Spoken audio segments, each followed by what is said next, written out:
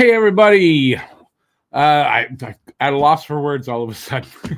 It's game day. Montreal is in Toronto to take on the Leafs. It's the opposite of the last game because it was the Leafs B squad taking on Montreal's A squad. Tonight it's Montreal's B squad taking on the Leafs A squad. So let's see if we can do to them what they did to us. That's for sure. I don't so much blame it now on Toronto being.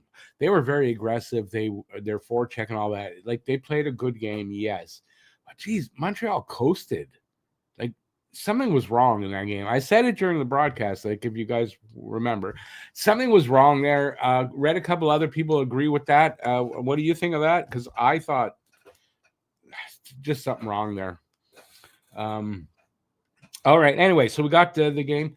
I'm not going to show it to you. I'm getting it today on RDS.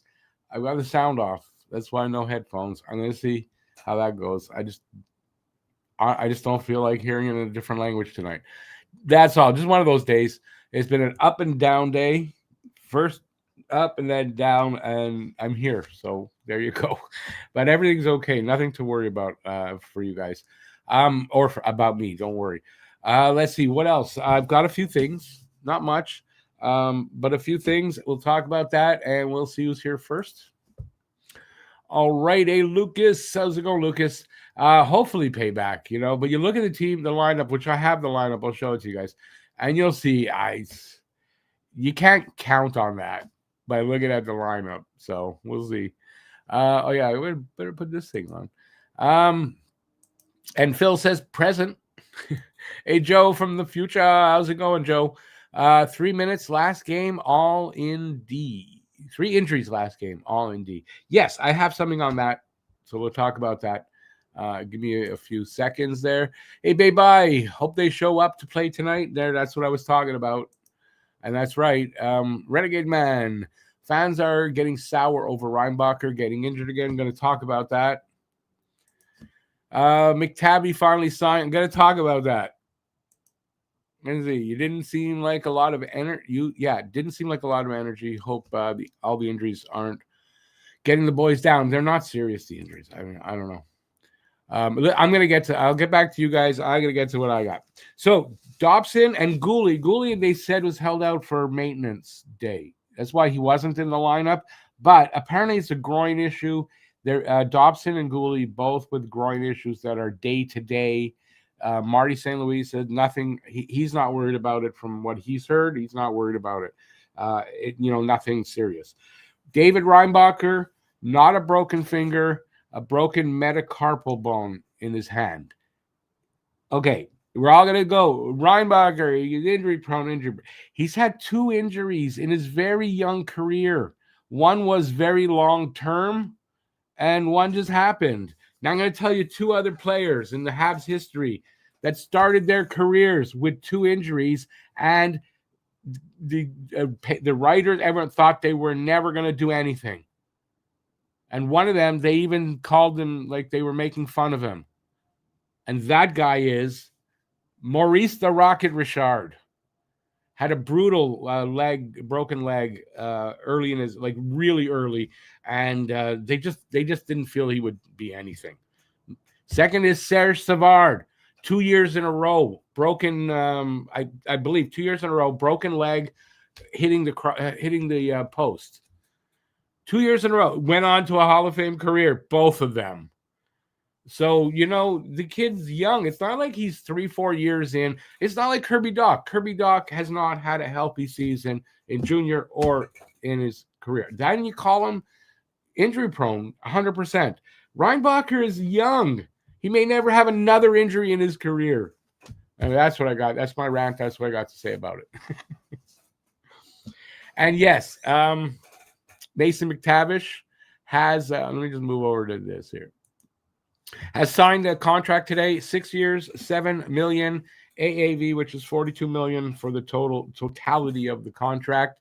I'm not surprised. What were they going to do? Have this kid sit out preseason and camp, and then expect him to have a good season on a year that they were planning to make a jump in the line, like in the standings, right? So they're planning to, make a push this year. They couldn't let this kid not take part in camp. That's the worst decision they could do. So, good for them, good for him, and we don't have to hear about McTavish possibly coming here anymore. I've got this here after the last game that the Leafs beat us, and then they had three. I think it's 2 out of 3 wins in their 2 out of 3 wins in the games. This actually popped up. The Leafs are already planning for the Cup. The Leafs are winning the Cup after 2 wins in preseason. That's just a joke, and that is AI, and you can tell because if you look at the hat on Nylander, that's gibberish. And I think even on Matthews, that's gibberish. It's AI. Somebody did this. All right, Leafs lineup. It's not lines, just roster. They're gonna have Nyes, Domi, Robertson, Yarncroc, Tavares, Nylander, Joshua, Roy, Pizzetta. Pizzetta's back in there. Quillen, Vallis, Matthews, and on D, Riley, Carlo, McCabe, Tanev, Ekman Larson, and Benning. Basically, their whole lineup for the regular season. Stolars and I don't know, Activama. I don't know how to pronounce that. Those are the goalies. That's theirs. Ours is this. Newhook centering Bolduc and Kapanen. Veleno centering Blay and Beck. Belzile centering Farrell and Thorpe. Condotta centering Dauphin and Kidney. Jacka and Carrier, number 1 pair. Struble Hudson, number 2 pair. Delgaizo and Engstrom, 3rd pair. Kakinen and Fowler. That doesn't listen, I'm not expecting them to win tonight. I mean, that's what else can you say? I'm not expecting them to win tonight. You look at that lineup, no. Now, the other game, I was not expecting Toronto to win, and I thought it would be kind of the opposite, like a 7-2 win for Montreal. That didn't happen, so maybe they can turn the tide here, or get revenge. I'll say that. You never know. I wouldn't count on it, personally, but we're about to get underway here. Kakinen is starting. My cats are meowing.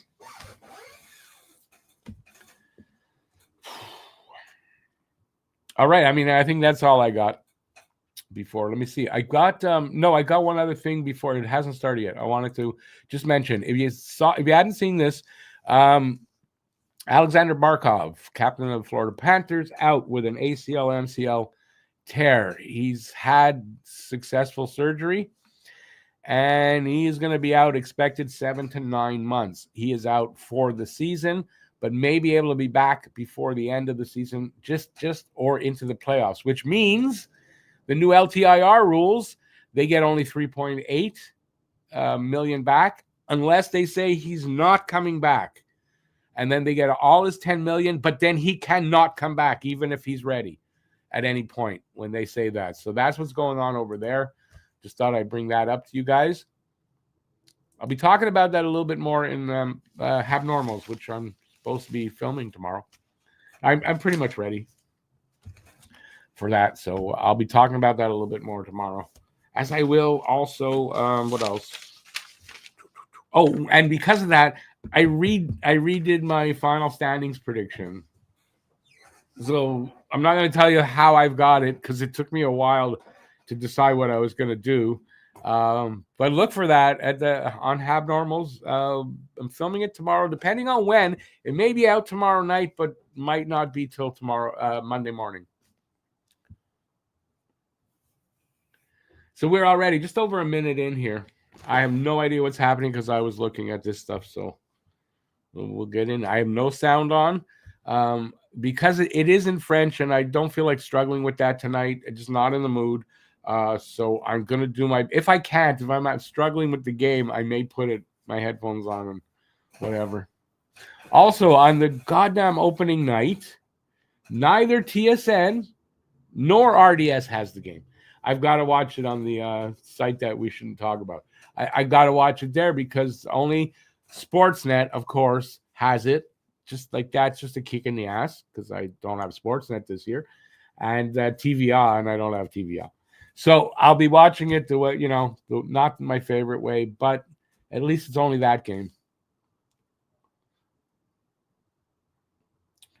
All right. I imagine having the sound on might help with some of the names, but for the Habs, I know pretty much the players' names and their numbers. And for the Leafs, do I really care? Do I? I don't really. I know most of them anyway because it's their regular thing there. Anyway, listen, if you're here and I'm not babbling too much and you want to talk in the chat. I'll answer, usually answer everything, even though I still have stuff there to answer. And I might do some play-by-play. We'll see. My back was bad today. I took pain meds, so I'm kind of I don't know. And I might be able to do it. No wrist action for him. Who are we talking about? Wait.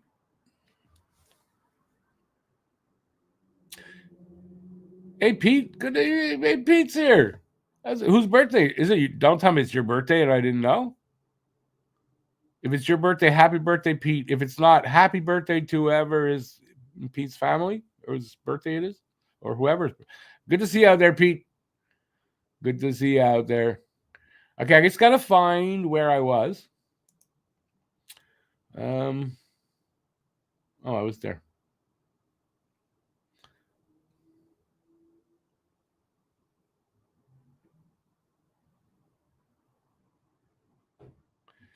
You sure? Wait. Are we talking about Reinbacher? David is super thrilled about it, having a great time. Was it his right? He's a righty, isn't it? I don't know what hand. It's his metacarpal in one of his hands. That's all I know. Hey, Andre, how you doing? How you doing out there? Good to see you out there. Good to see all you guys out there, if I haven't said that. Hey, J-Fed, Goulian Dobson, groins, nothing too serious. Yeah, I did report on that. Reinbacher wasn't making team anyways. And that's the good point. He's not making the team anyways.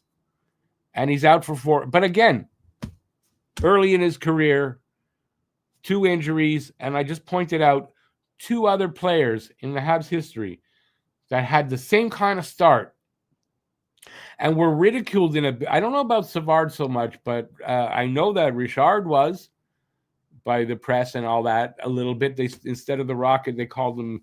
I forget what they called him. Anyway, they called him names and said he was brittle and all that stuff.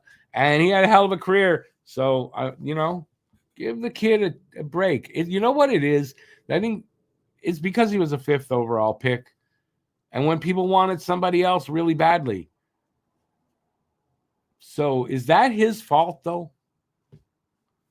Like, I don't know. How do you blame this kid for being drafted? If you're mad at anything, you should be blaming Hughes.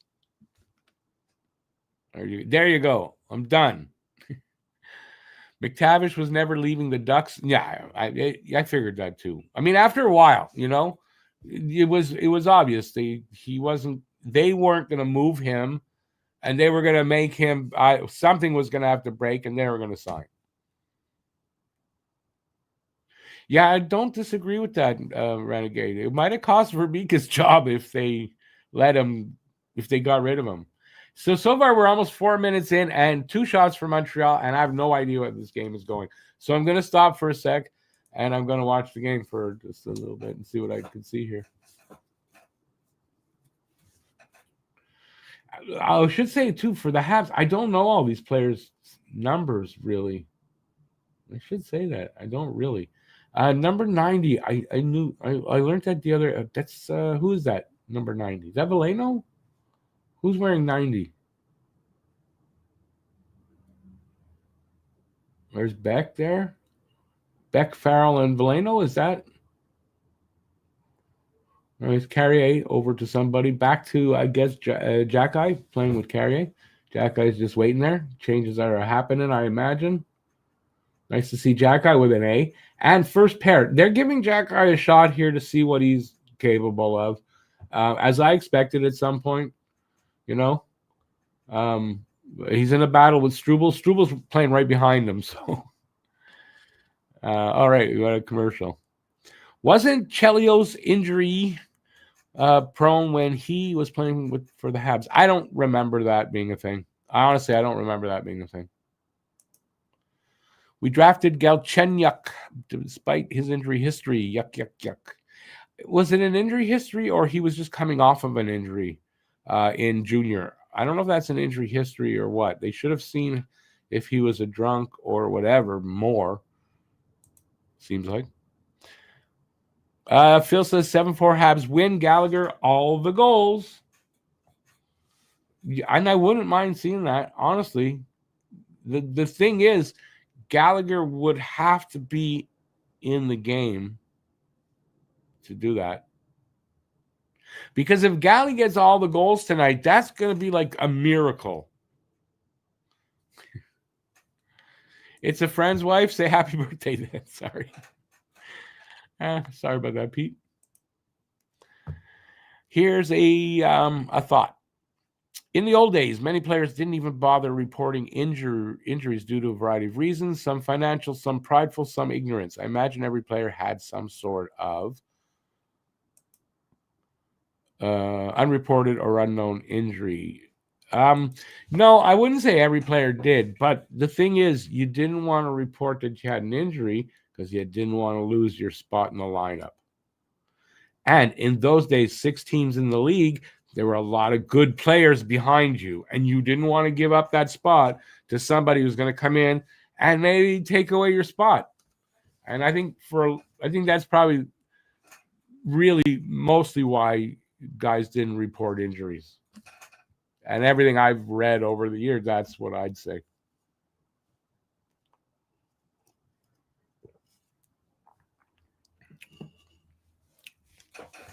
There is health, at the beginning of the season. By the time you're getting to halfway past through the season, some guys are still healthy, but, most guys have some little naggy thing that, isn't serious, but is there. And usually in the playoffs, like everybody's dealing with something, right? That's what they say. That's pretty much true. All right, we're 6 minutes in, and I couldn't tell you. 3 shots for Montreal. That's all. No shots for Toronto. This is looking like numbers-wise like that. That's like the other game. Except I think they might have had a goal by now. We don't have that. Wouldn't it be funny? I don't care if we don't beat them 7-2, but I'll take a 2-1 win here. Just that. Wouldn't it be funny if the 2 B teams win? Anyways, look, knock wood. You never know. All right. Anyway, don't be shy in the chat. You see, I'm answering. I'm getting to talk to me. I don't mind. It's just a preseason game. It's no biggie. It's just the fact that hockey's on and we're doing this and there's a game on and we're talking hockey. You know what I mean? That's the whole good thing here. And then in October, we get down to the series business.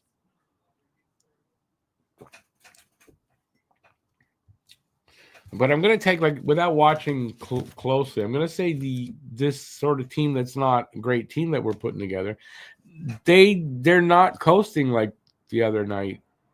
So I don't know what's up with that. But, yeah, I thought they were coasting. I really did. Joe, that's awesome. And yes, Joe, I think you're a great aunt too. No, so you're a great aunt. Now, are you old enough to be a great aunt, though? You're not old enough to be a great aunt. Or maybe it works differently down there. So maybe great aunt doesn't like here. That great. If I had a great aunt, it would be my. Geez, I don't even know. But I mean, it would be someone much older than me. The thing is with Reinbacher is that he was top 5, a questionable choice. He's under a microscope. His injuries amplify it. And who Montreal passed on, Michkov, Leonard, to name 2. Yes, that still does not make it David Reinbacher's fault. How is that Reinbacher's fault that he was picked by them? So, like I said, if you're angry about it at all, it's on Kent Hughes.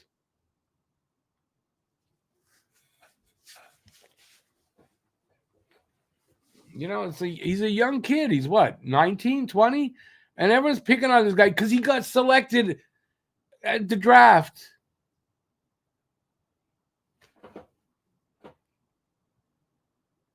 Oh, your younger sister's eldest son has, okay, well that's how you're a great aunt, I guess. It's probably the same here. I'm just an idiot. That's all.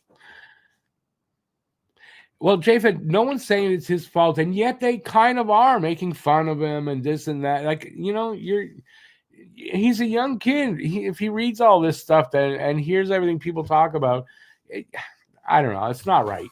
That's what I say. And I don't think he's injury prone yet. Too early in a career for him for you to say on 2 injuries.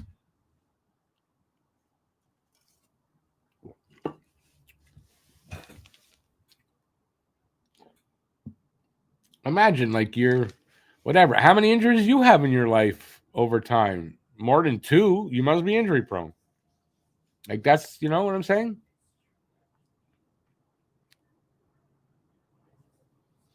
It may not be you might not, but a lot of people are making it like it's his fault.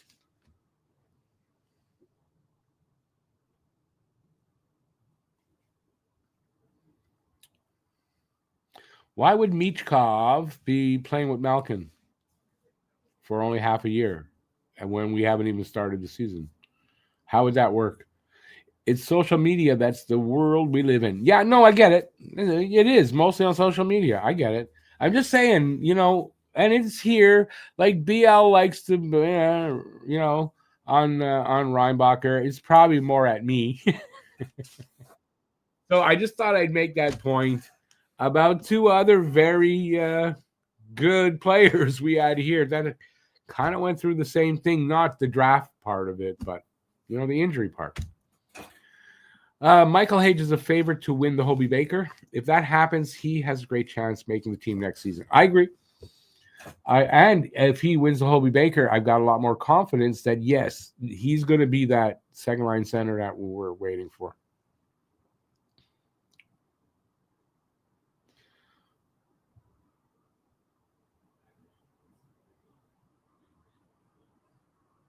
Had we drafted Mitch, I'm going to assume Mitch is Michkov.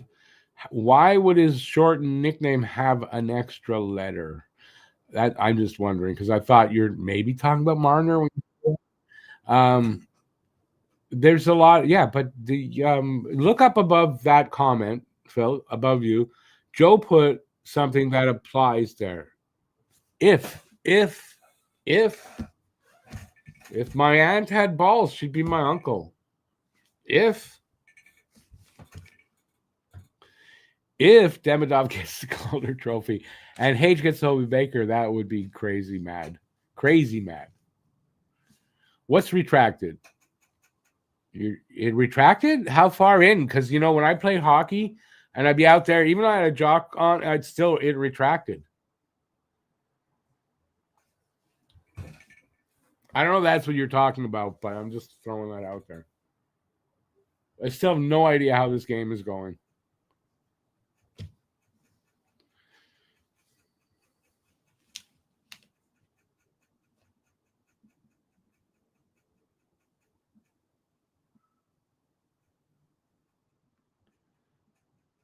I still don't get it. Don't worry about it.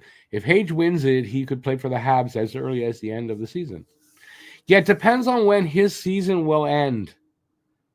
That's all. It depends how far his college team goes when the season ends. If he's going to make the jump, then yeah, he'll sign his ELC and he'll be able to join the Habs.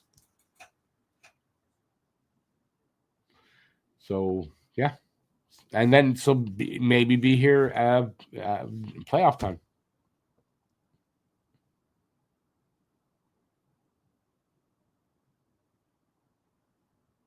Oh, I'm not sure what you deleted, but it doesn't matter.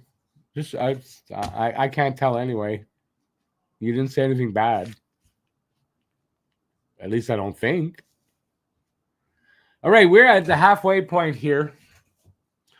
Stolar's just made a save. I'm gonna try to watch a little bit, see if I can do it. Maybe do the shots are just 3-2. I guess Montreal lost because they just gave the shot. They must have lost one of their 3 shots before because they had 3, but now it's 3-2. That was a shot by Hudson that snuck through everybody there. Okay, face-off is to the left of Stolar's.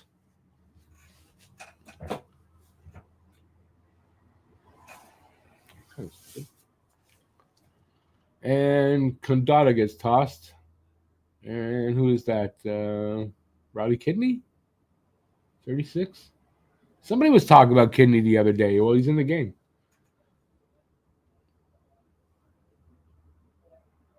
Okay, where's the puck? Puck behind this. Penalty coming up. Struble and somebody. Struble and somebody else. And I don't know. I don't know who's going after who. Condado had his arm around Struble. And that's Struble and Domi. Max Domi kicking up shit. Jaden Struble says, no way, man. But there was a penalty because there was a raised arm. It looks like Struble going off. So it looks like Toronto on the power play. There are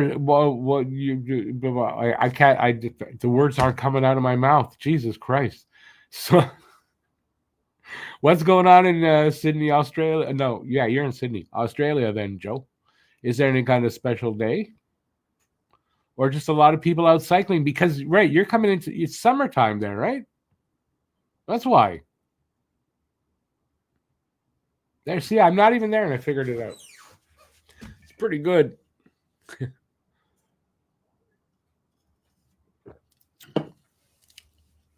All right, a little bit of off-camera time while I'm just a little bit of off-camera time. I'm not going anywhere. I'm right here. As you can tell when I talk, you see the thing.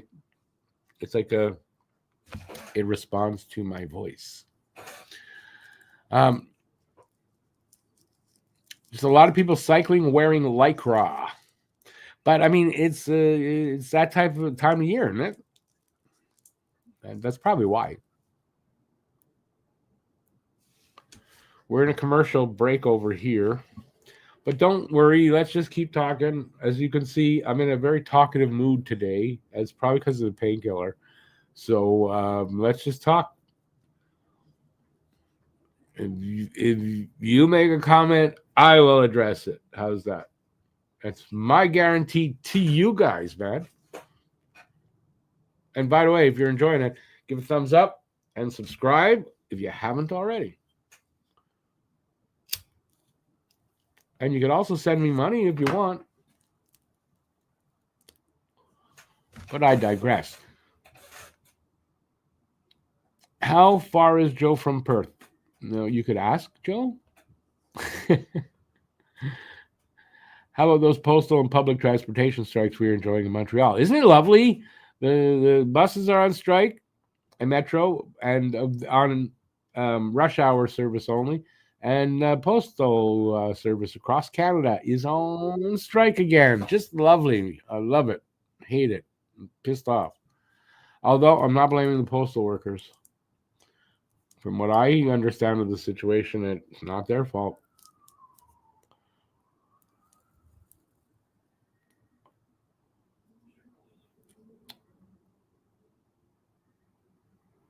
At 2 a.m., it will be, in fact, 3 a.m. What are you talking about?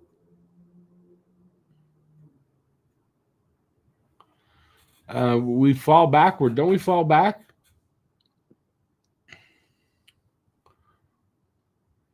It's spring. We spring forward. So I have no idea what you're talking about, Phil.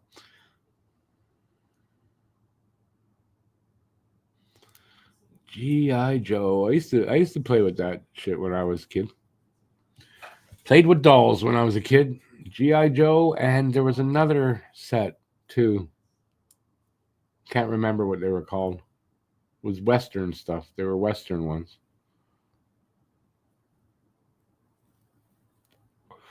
Yeah, but that's not till November. Time changes like early November, first week. For us. For Joe, I can't tell you. But Joe will spring forward if they do daylight savings time.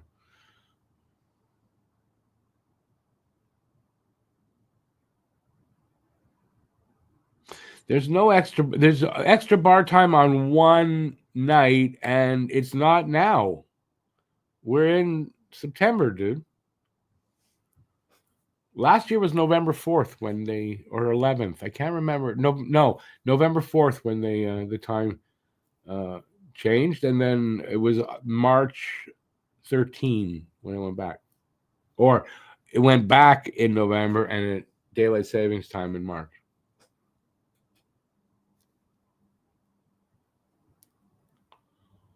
Well, we still have no score. Shots are 5-4 for Montreal. It's 4-on-4 right now with 8:55 to go in the first. Leafs come in. Oh, nice pickup. Newhook intercepted a pass. Habs coming out. Carrier over the line, looking for someone. Drops it to Bolduc. Bolduc with a shot. A save back to Carrier. Carrier over to Newhook, and Newhook scores. Boom. What a time to start play-by-play. It sort of dribbled through Stolarz' legs. So Montreal up 1-0 on a new hook from Bolduc. Pretty awesome. I'm glad I looked up and said, yeah, it's a good time.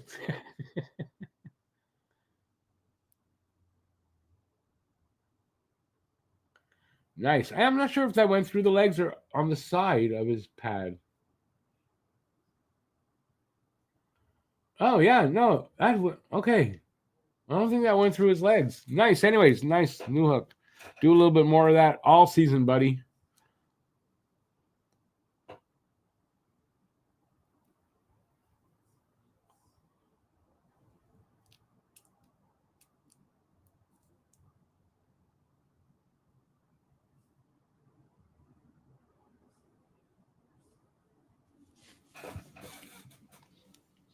Our time changes are different every year. It's not exact same day, like a date of the month.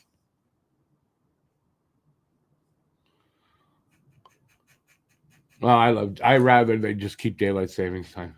Although in the winter, I get how it's a little weird, but I like it light longer.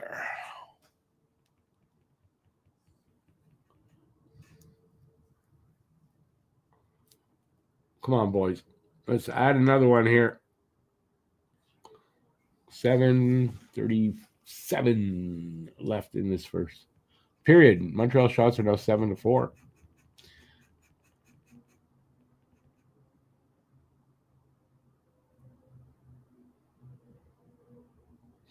I'm not sure, but now I'm watching a bit more, and it's looking a little like the opposite of last game. Montreal seems a little bit better in these sequences I've been watching. So I don't know. It's weird how that could happen. But like I said, I don't think they're going to win 7-2. But if we could win, I don't care. Just by a goal, I don't care. I'd love to just beat Toronto.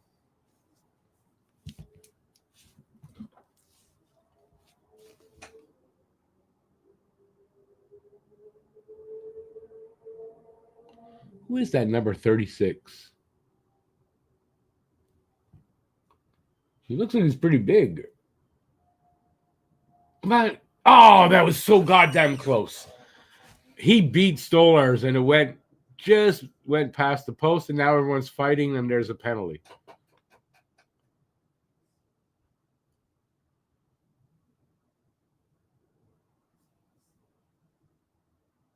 Tuck and Ekman Larson. It looks like they're going to kiss. It looks like Ekman Larson wants to make out with Tuck. It's like, take it to the hotel room or something, dude.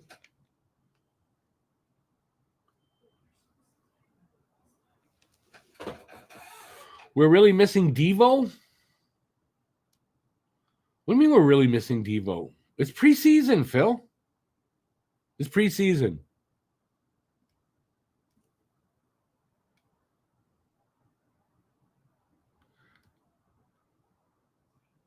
Two minutes for cross-checking. And it is number 36. So at least I'll find out his freaking name. Oh, is that Dauphin? No. Oh, it's Dauphin. He used to wear 45, but this Carrier's got that now. Okay, I get it. But that was close. He almost scored. And that's what you get. Go to the penalty box. So at least with another power play.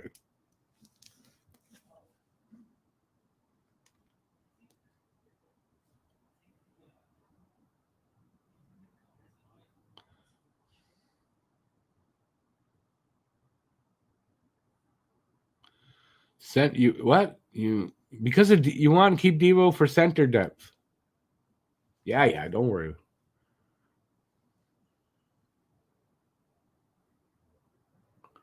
It's preseason. You guys are giving up on players and shit way too early, man.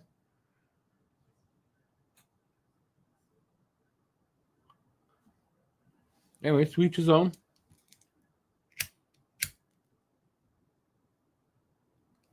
But keeping Devo another year, I mean that. And there was no way they were going to pay him $5 million.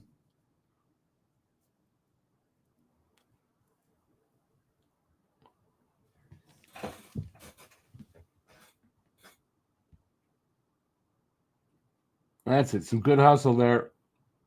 That's it. Good job so far on the PK.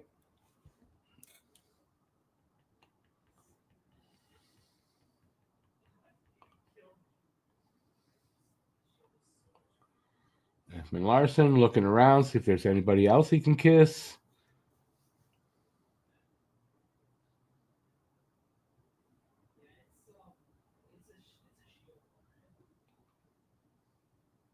They're moving it around. There's no real good open lanes.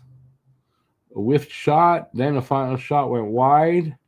34 seconds left on their power play.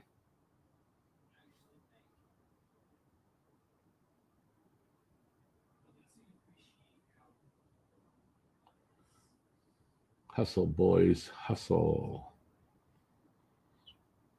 I haven't noticed Matthews out there yet.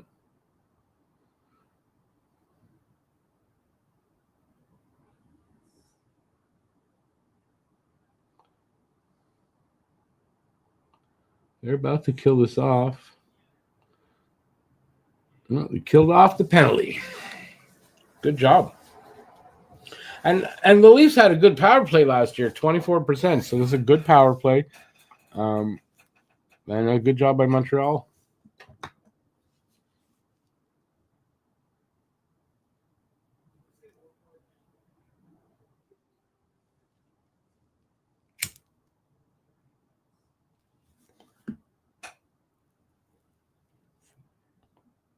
Four minutes to go. Shots are now 8-5. Montreal still 1-0. Come on, boys. Nice pass there. Farrell couldn't hold it though.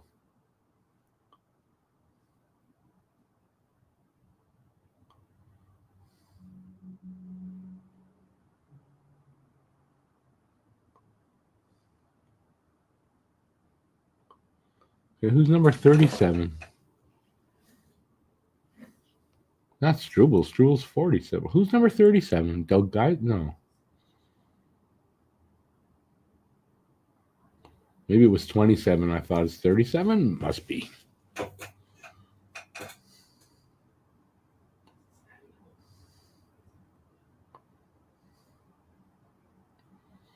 There we go. Come on, Beck. Yeah. Pass it over to, I don't know who 27 is. Didn't work out. Leafs come back the other way. Nyes and somebody, I think, Carrier in the corner. Montreal comes up with it. Veleno over to Carrier. Carrier dumps it. And they go and change up. And Leafs come out. Whoever that is. to whoever that is. Up to whoever that is.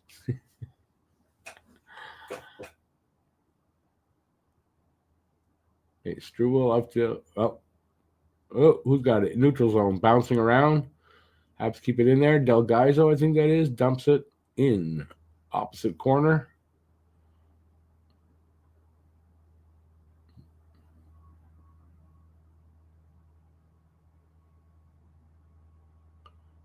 .205 to go in the period.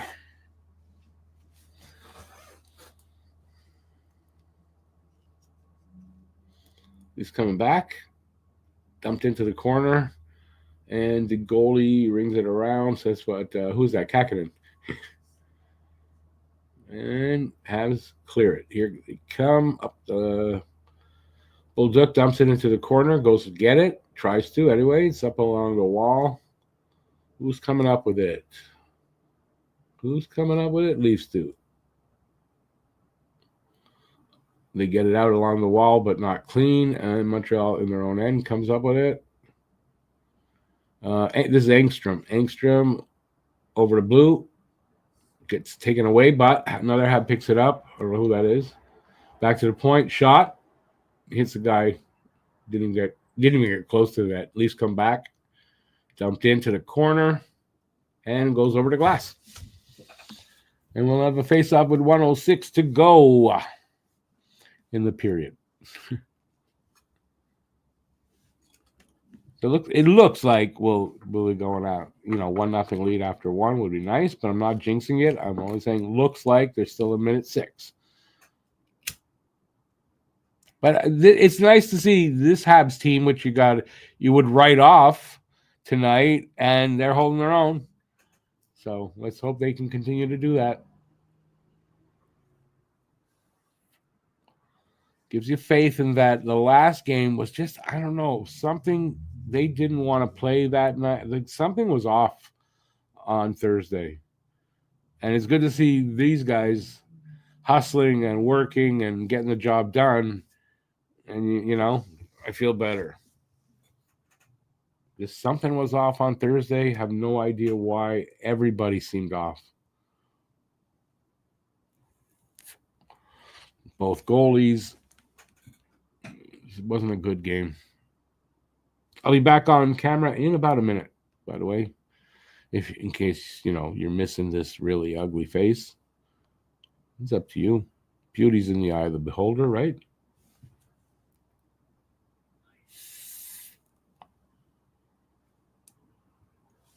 How we doing, peoples? 10 people, and not 10 people talking to me. So if you're here, you haven't said hi. Say hi. Let me see who's here. And what are you guys thinking of the game? What do you think of this first period? It's almost over, so we can talk already. I liked Montreal's hustle in this first period. I started watching about 9 minutes in, 9 minutes left. So I didn't pay attention much at the beginning, but Toronto wasn't able to score, so they probably did pretty good.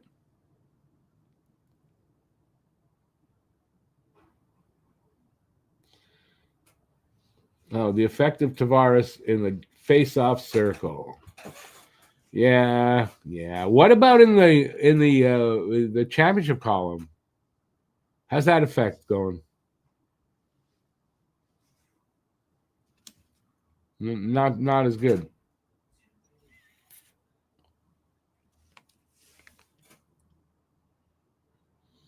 Last minute of play in the first period, and there is a touch with high stick. So we'll have a face-off center ice, maybe.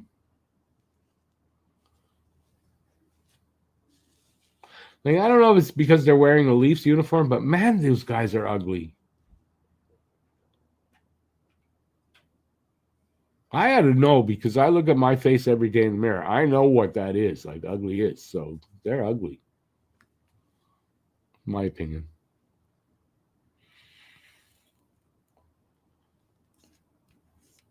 Hit the like button if you agree with me.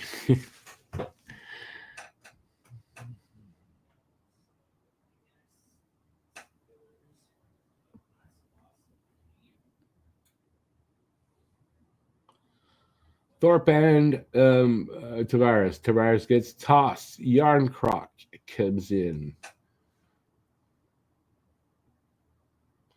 And he flips his stick to take the draw. That was interesting. Which they won. All right, what do we got going on? Come on, boys.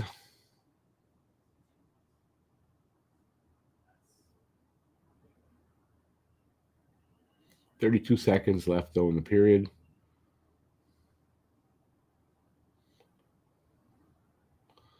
Thorpe sort of dumps it in and goes to chase it, but it was weird. Leafs up with it. Over their line, over our line. Nobody's got control. Habs pick it up. Behind the net. That's Hudson with it. Behind the net.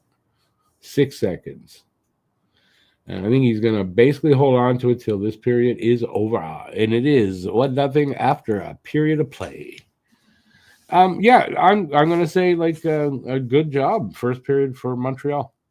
Because that's Leafs basically their lineup for this season, for regular season. And Montreal, that ain't even close to Montreal's lineup. And they held their own and did better. I see on the goal it says new hook from Carrier and Bolduc. I was sure Bolduc got the primary assist, but anyway, that's fine.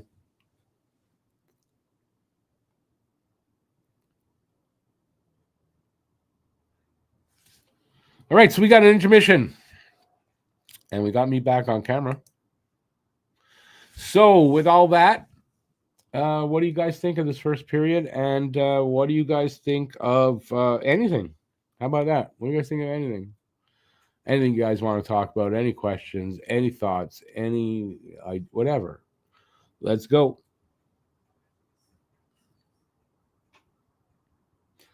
Because I gave you everything I had, and in the hockey world, I mean, there's not a ton happening with the Habs anyway. Right now, that I haven't talked about, or I haven't heard anything. Let's say that. And the less stuff, the better. So I think, besides those two injuries, Dobson and Gouley, I wouldn't worry about it. Guys are going to get day-to-day kind of things. Obviously, it's going to happen. And since we are still, let me calculate now, 11 days from opening night, I think we're good.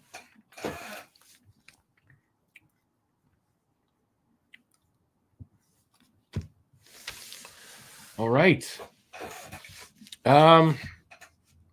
Hey, why not? Since I got the stuff in the shelf. Enjoy your morning coffee in a Talking Habs or Hab Normals or any other mugs that are out there by clicking that link that's below me. And if you do make an order, if you make an order of $100 or more, you'll get a free mug. It is the free for your daily fix of Blue Blanc Rouge mug. And as soon as your cart hits $100, that mug gets automatically added, and you do not have to pay for it. So check that out and help support, help feed my animals and get help me take my dog. The dog's got to go to the vet again soon. Check it out. There's all kinds of stuff. These shirts are there. You can get these shirts from me directly, but I do have a version of this exact shirt there. What the difference really is that it has a logo on the left sleeve. That's the only difference, but this is there. But if you want to get one directly from me of this, or you can see the two behind me over there. Yeah, I still have those, and send me an email at talkinghabs@gmx.com. They are $15 each plus shipping. So if you want one of those, please send me an email, and I will ship one off to you. That's what's available, and I'll stop talking about merch. Although right now with the postal strike doesn't help. I mean, I'd be thinking about that if I'm gonna, So yeah, if somebody actually do want one and you send me all that, I can't send it out till the postal strike's over, which I hate. I need the post office at least once a month. The rest of it I don't really care, but at least once a month for a certain thing that I buy online that they ship that I get shipped by post. So hopefully we won't have a long strike. All right, what else we're going to talk about? Something nice? Something nice that maybe we can talk about? I'm all for it. We can talk about any good TV shows you watched, any good movies, anything that's happened. It doesn't have to be hockey, but we got like this now 15 minutes left to I don't think I want to do a monologue for 15 minutes. I got to start writing jokes maybe and I'll do some stand up at times like these. I don't know that it'll be funny, but I could try.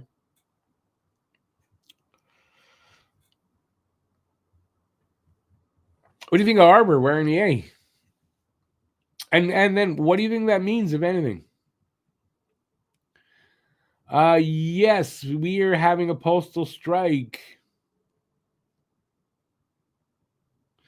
Well, I know this, Joe, depending on what you order, like if you would order something from my store, I'm not telling you to, but I'm just saying some of it is made in the US and will get shipped out.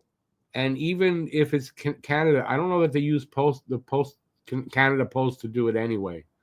So anything you might order in Canada now, going to there, I doubt they're using Canada Post to ship it out. So you're probably okay. And I think a lot of other corporations they can use other options. You know, they'll give you an option of FedEx and UPS, something like that. So I wouldn't worry that much about it.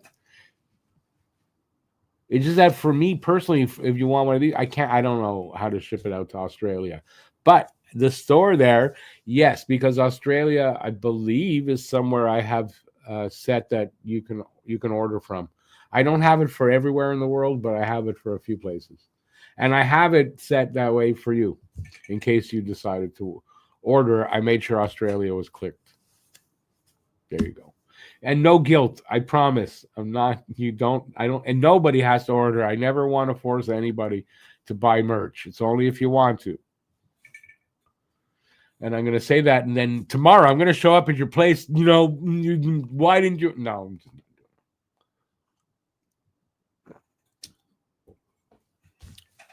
But like I said, for anything else, I don't think anyone's shipping to Australia using Canada Post. And I could be wrong, but I don't know. I used to work in that industry, courier. Just when it was starting, I worked in it for a long time, but at one point we were just starting to get FedEx and stuff here. So I was doing stuff before we got that. But now that we have that, I would imagine that's what companies are using to ship to places like that. Joe, absolutely. Listen, there's like I said, no pressure. It's appreciated. But yes, you can, you can order from there in Australia. I think it's Canada, US, Australia, and I think I left Slovakia open because of Sovka. So I think there's 4 countries you can order from. And the reason I only did those countries is because I know where people are watching from. So, it's not, I didn't want to, people are watching mostly from Canada, some Americans, there's Joe in Australia, and from everywhere else, there's one person here and there. So anyways, that's how it is. But if you're from somewhere else like that and you say, well, I'd like to order something, just let me know. Send me an email and I can make it available in whatever countries I want. At any time, I could just change the settings. Can't stand Sportsnet. Are you watching? It's not on Sportsnet tonight, Joseph? Me neither. And I'm a little pissed off that the opening night game is on Sportsnet. And this year, I don't have Sportsnet, which is great because that's probably the only game I would have gotten. And even that, if it was on Sportsnet, I wouldn't have gotten it on Sportsnet Plus because I'd be blacked out. So, but like, RDS doesn't have the opening night game. TVR has it. Really? That makes zero sense to me, but it is what it is. Nothing I can do about it. That's why I still have those legal sites that are so like I'll watch it there for one night, and if I can't get it, I mean opening night, I'm not gonna get. Nothing I can do about it.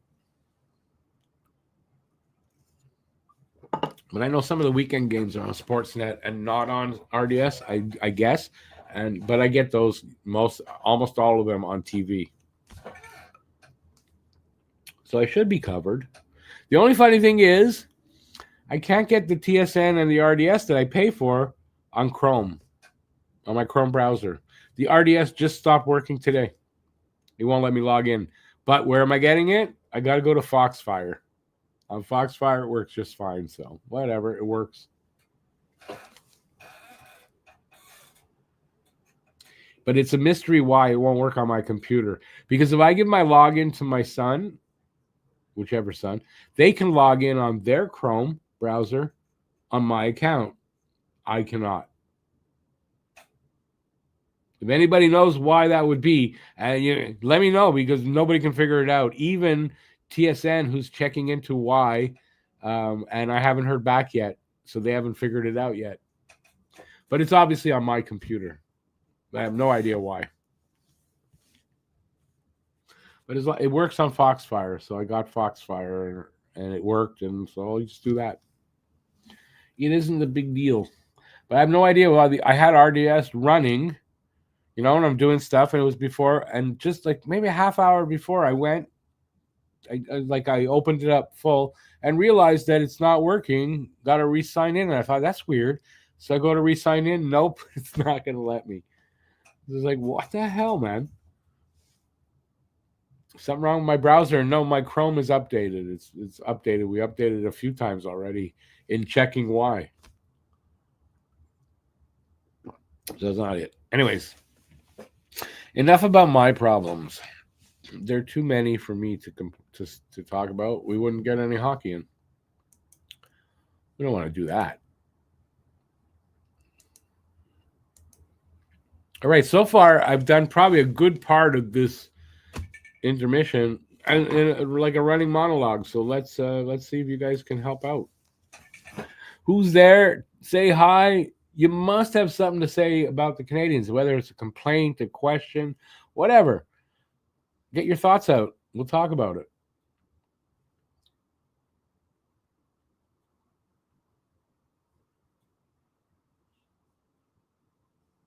Is there any player standing out in preseason for you? What do you think of the last game? What do you think of how they played? Anything like that? Man, that last game was very disappointing. I wonder what it is too. I was like, every player on the ice on Thursday had they had no energy. They kind of coasted around. The effort was not there.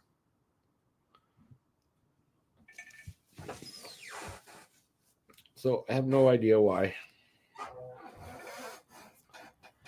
I see Guy Carbonneau on the RDS broadcast again.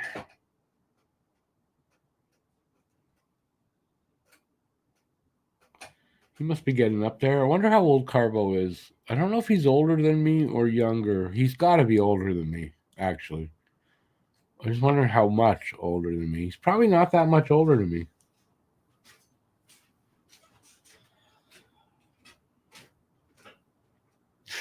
Yeah, Joseph, it did kind of look like they didn't want to get hurt. Yeah, I mean that's the way. I wouldn't really say it that way, but I would say they coasted, and that's fair to say it. It's basically the same thing, right? Yeah, 13 shots. There was no effort there. You checked out the store? Yeah, I mean everything in there. save maybe one item. I designed everything myself. The logos and everything. You're craving scrambled eggs? Why is it too warm and humid to eat? How is scrambled eggs heavy though? I wouldn't say scrambled eggs are heavy.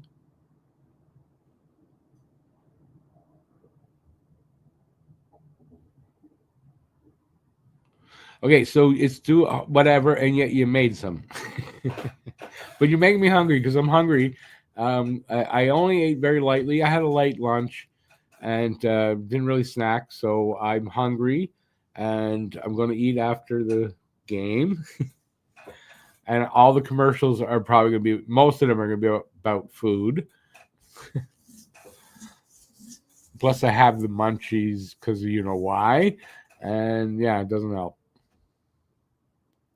Oh, I see. You dressed it up more. Okay, yeah. So you're talking about, if you're doing that, that's an omelet. No? It's more like an omelet anyway. And even in Australia, you must have, you know what an omelet is, right? Obviously, it's not an American or Canadian thing. Joseph, no worries. You can talk to me anytime you want. And I imagine we're getting close to the intermission or the second period.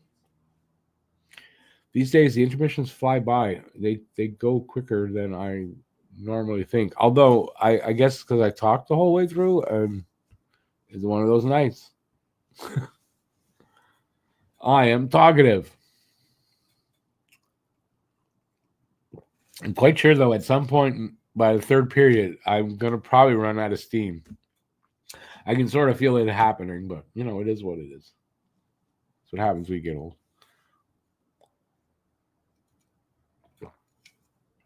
Help wake me up a little bit.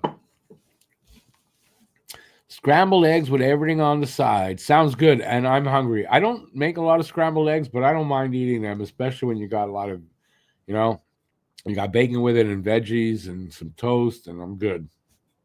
And I don't mind doing breakfast for supper. And I should be, as a diabetic, eating more scrambled eggs because they're good for you as a diabetic. Or any kind of eggs, right? So I should be doing that. But I don't get the craving for eggs often enough, I guess.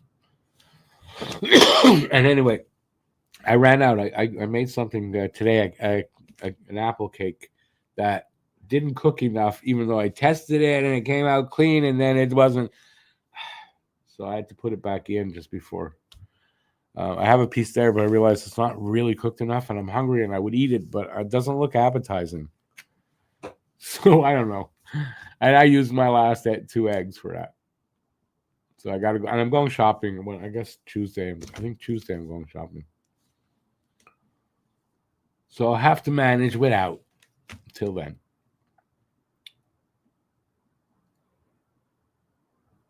Yeah, we're just about back for the second period. Yeah, so that I talked all the way through it. Not bad. How long have I been a diabetic? Too long. I've been a diabetic. I don't even know now. Less than somewhere between 8 and 10 years. I don't even remember. About 8 years. And it's honestly though, I mean, it's 8 years, and I didn't really take it serious. Like I've been on the meds, but I didn't really take my diet seriously until about 6 months ago.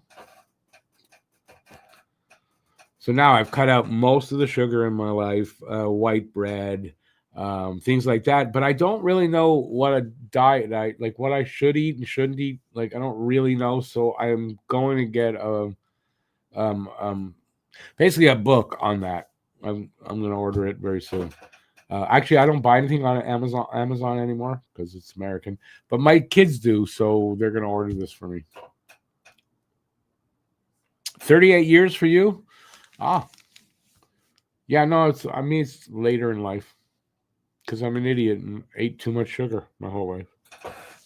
Anyway, so I'm finally eating better, but it's still, again, I don't know exactly what I should and shouldn't be eating sometimes. So I'm going to learn I'm going to learn. And I'm going to cut out the sugar pretty much completely with by using Splenda and stuff like that. So, yeah, I mean, there's so many of them out there. I'm going to order something I found on Amazon that I like. I'm going to order that. I'm sure it's basically the same. Who isn't an idiot? Well, I can't speak for everybody. But I can't say I'm not, although I'm probably not. But yeah, I'm an idiot at times. Who isn't an idiot at times, right? That's what you're saying. At times, right? Some of us more, some of us less. We're underway, by the way. Almost 30 seconds in. So still 1-0 Montreal. Shots are 8-5 for Montreal, and we just got started. Second period.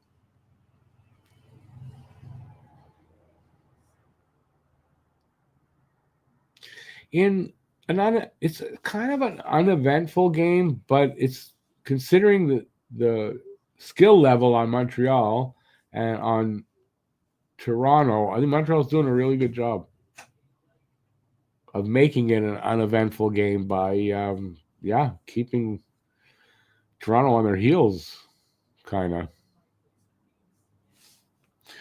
of. Joe, yep. Especially when we're younger, and some of us survive them, and some of us don't. I was lucky to survive a lot of my stupid things.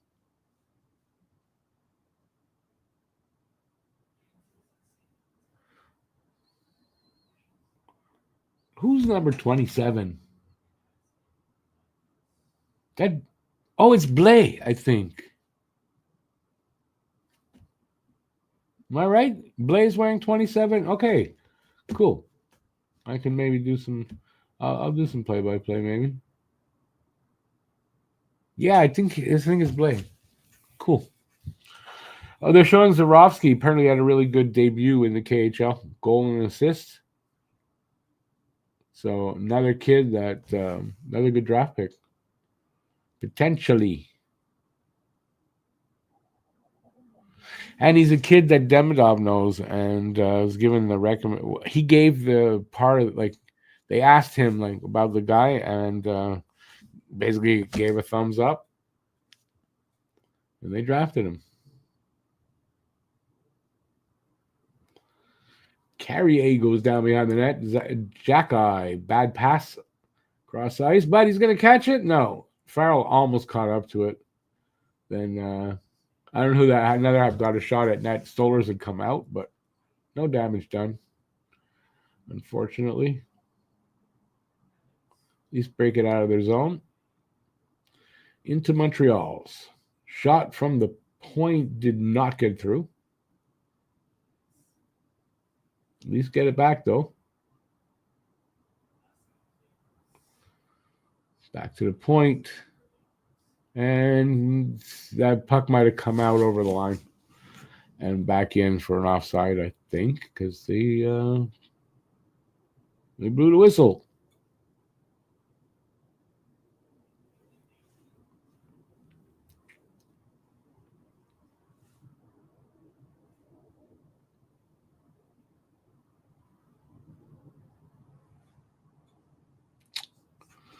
Yeah, I think where the puck was dropped, although I didn't see the face-off, it was an offside.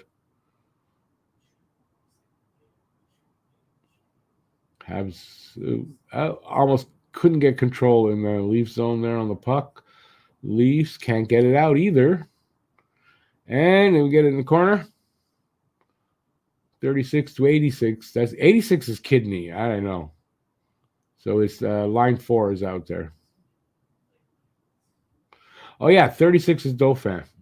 Yeah, and Kandata 82. That's the line 4. Good energy line. They did well. They've changed up.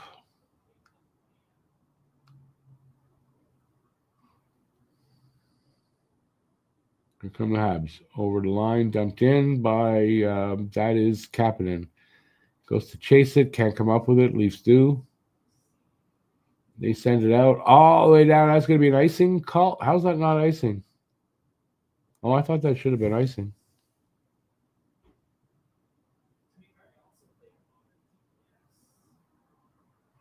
But it wasn't. Come on, boys, let's get it out of the zone. Yeah, out of the zone. 4 minutes into this game, still 8-5 for the shots.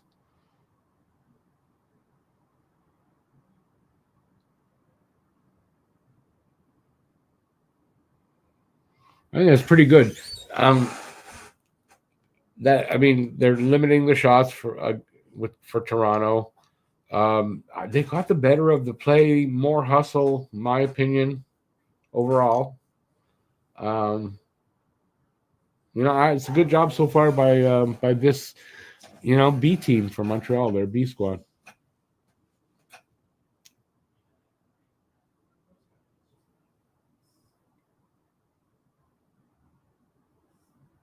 Carrier is playing a solid game so far.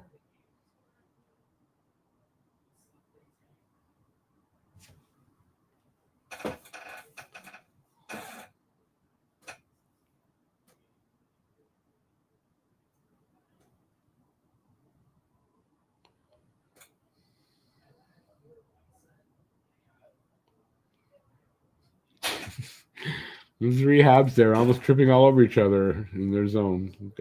Got to do better, boys. Kakinen either just made a save, I think he did. A glove save, and we'll have a face off there.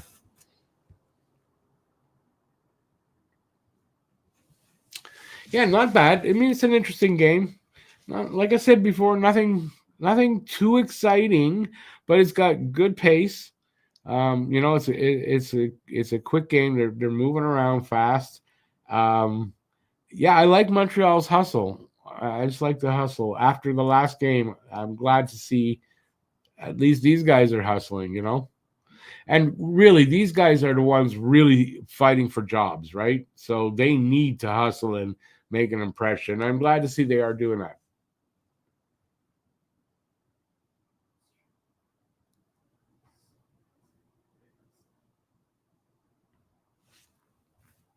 There should be some cuts, though, after the game tonight, I would think.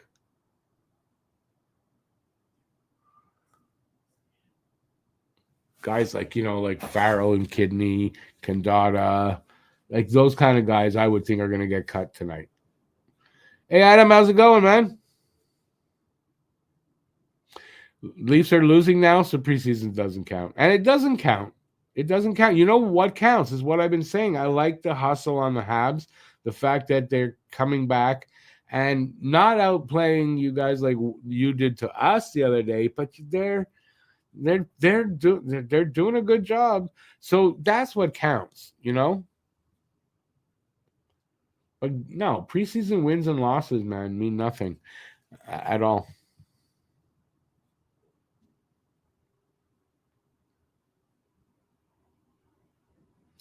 It's how you play the game.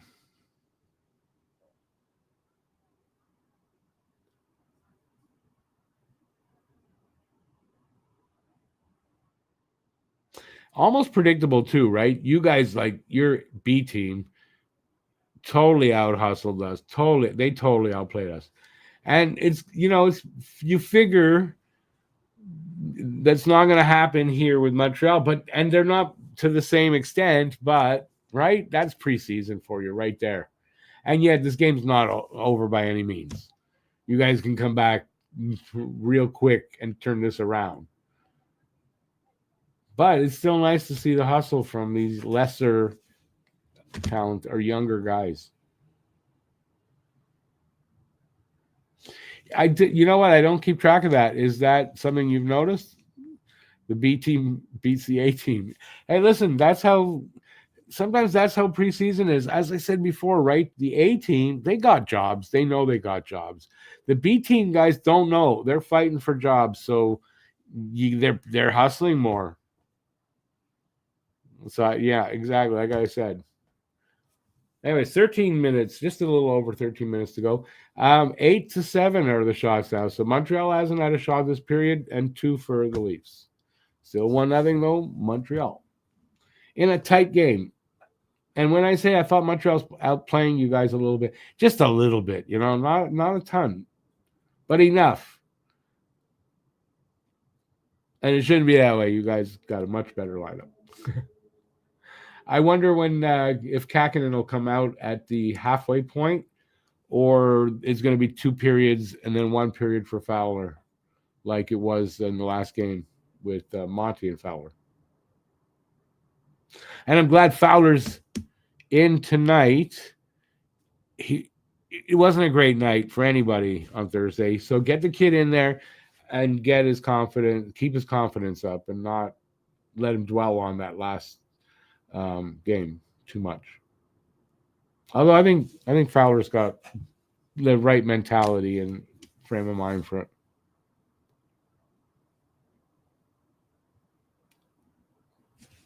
By the way, Adam, with that, your last comment? Yes, guys are fighting for jobs on B teams, but here in Montreal to start the training camps, St. Louis said no coasting, no one. So it's a big deal that the A team kind of coasted, on Thursday. Yeah, no, that's not Subban. I mean, just look at his face, not Subban. Yeah, it's Bolduc. He's gonna be good this year. He's fighting for a job, but not to make the team, just where he's gonna play.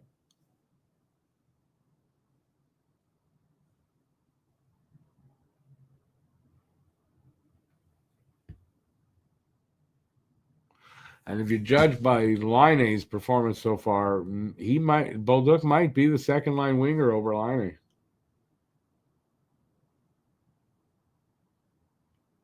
Oh, little pushing and shoving again.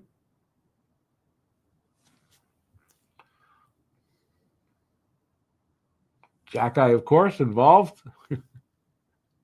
Hey, if Florian it makes the team, if there's pushing and shoving and shit, probably a Jackeye's always going to be involved in that.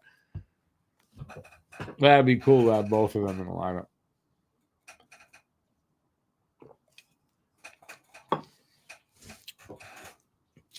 Commercials, boys, commercials, of course.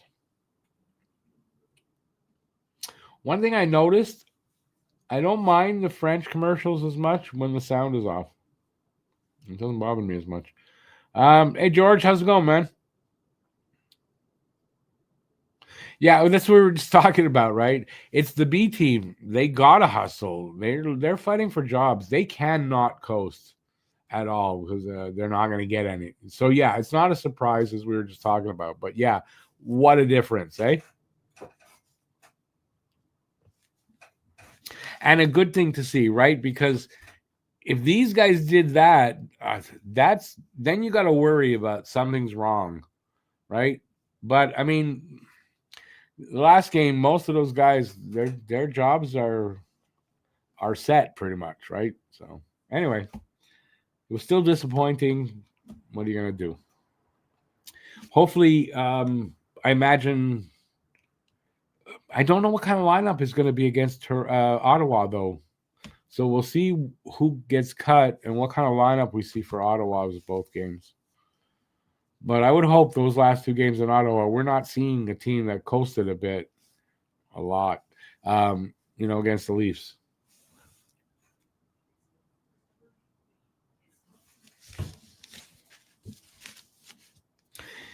George, I think you can see in these guys tonight, they're well coached.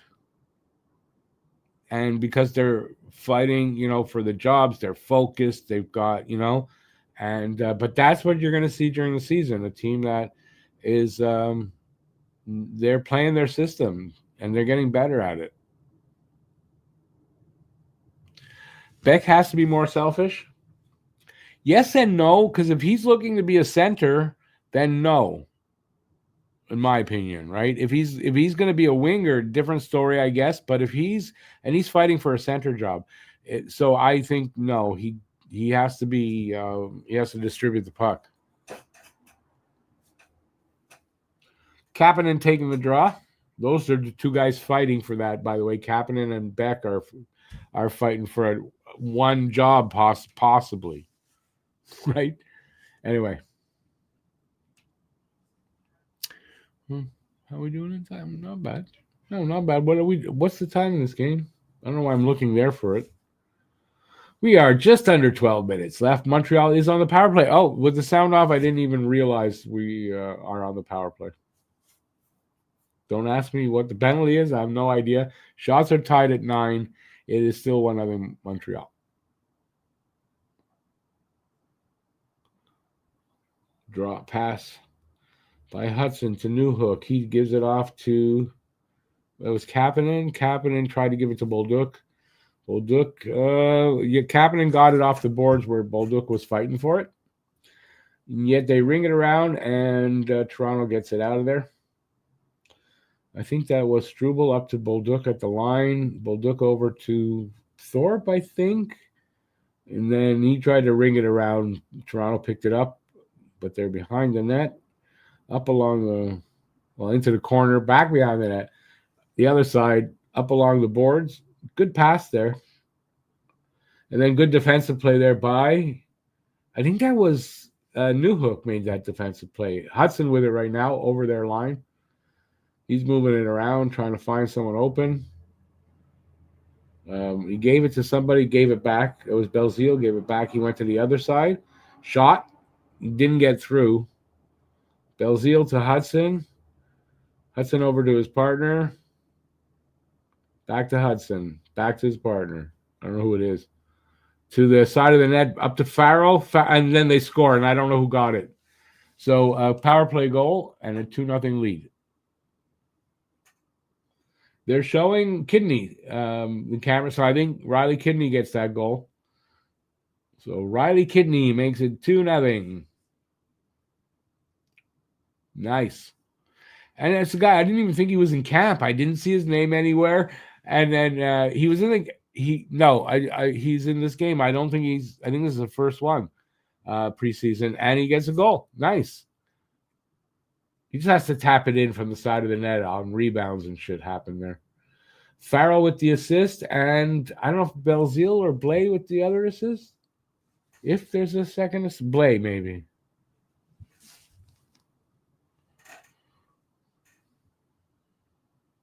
Good hustle by this team, and good hustle by these young guys fighting for jobs.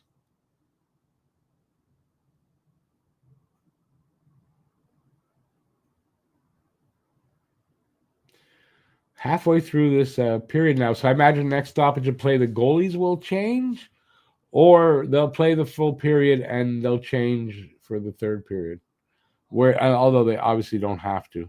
Hey, Thomas, good to see you out there, man. Yes, nice goal. It was a nice goal. And they're changing goalies for Toronto. And I don't know yet about Montreal.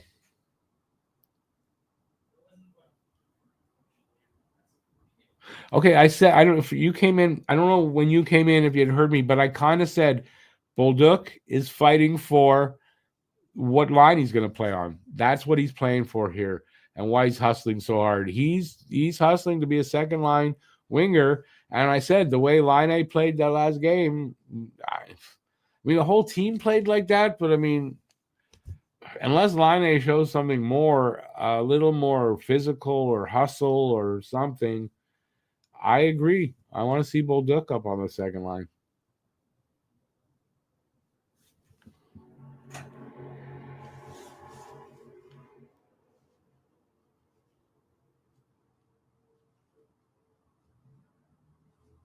Well, I don't know if he's holding Demidov back, though, because Demidov, I mean, connected with him for that power play goal. But, yeah, listen, we got 2 more games after this, which I expect Line in both of them, probably Bolduc as well. And we'll have a better look, and we'll have a better idea, I guess. Yeah, these guys are hustling. It's not an exciting game, but it's good to see the hustle on them and the way they're often, most of the time, have the Leafs on their heels. I'm really happy to see that. And also, it's a glimpse of how they're going to be coached and hopefully how they're going to play every game or most games, the big majority of the games in the regular season. Obviously, every team has off nights.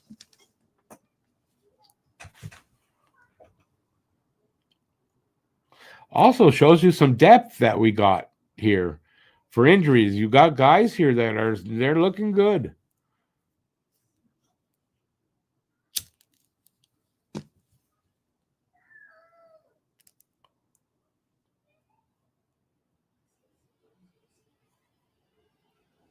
Yeah, JFED, I don't, kind of they were out for a little more than just out for a skate, but I mean, I said it last night or Thursday and talked about it earlier. Yeah.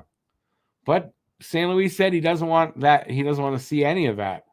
Everybody here is working hard all the way through. So I imagine he wasn't happy after Thursday's game.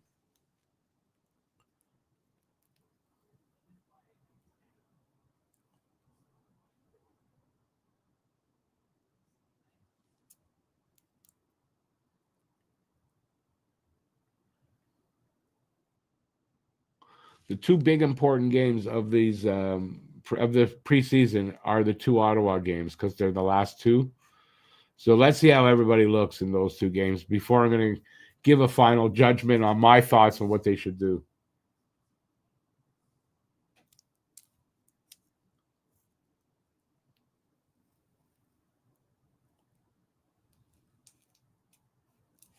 Might talk about that situation tomorrow when I record the pod.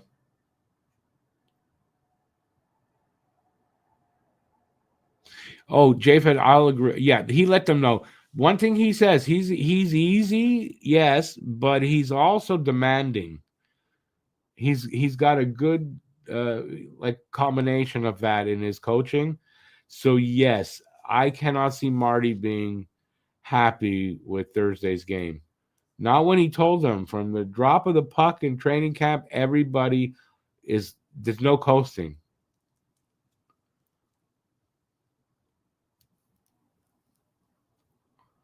Little chance there in front of against the Leafs there. A little chance from Habs, I should say, and saved there by Stollers, and there was a little bit of action there in front of their net. So we'll have a face-off. I guess did it happen or is this a replay? I can't tell. We'll have a face-off to one side or the other of Stolarz.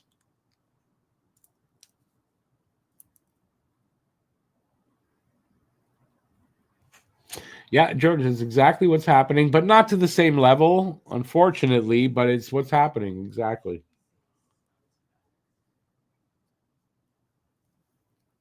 But just like it is for Montreal, it is the same for the Leafs. It's preseason, doesn't matter, win or lose. And also, like I said on Thursday, like you don't know what the team is working on specifically for that game, and it might be something that screws them up a little bit because they're trying to learn something, and that could be what happened, and that could be what's happening for these guys for the Leafs. We don't know.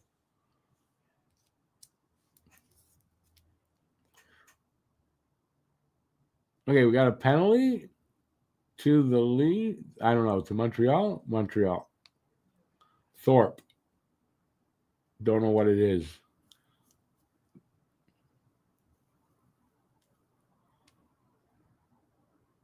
Roughing. Roughing? I don't know what the sign he did, the ref. I don't know what that is. So I'll find out in a second when they put it up here. Rudess roughing.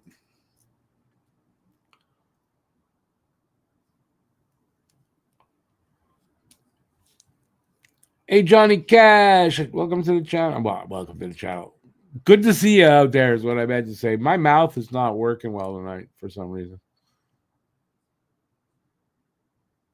Yeah, I didn't see the presser, but I mean, I don't have to see it to know he wasn't happy. Yeah, I didn't see the presser. I don't know why I didn't see it out there. And they get a power play goal. Looks like Tavares from the camera. Yeah, Tavares. So we're at 2-1. 7 minutes left in the second. Montreal out shooting them 15-9, but this was power play. Let's hope that doesn't get them going. Let's hope that. But it could happen. This could turn around pretty easily considering the talent levels on both teams. If it does, Montreal, got more than halfway through the game and held them and did a great job. They could still get their legs, though, the Leafs. So let's see.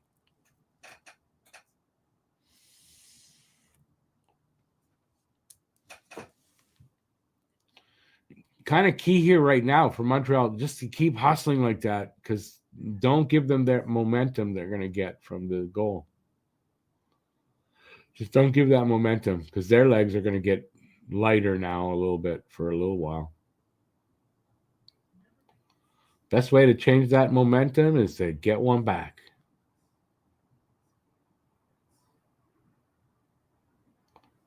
Or at least stay in their offensive zone as much as you can.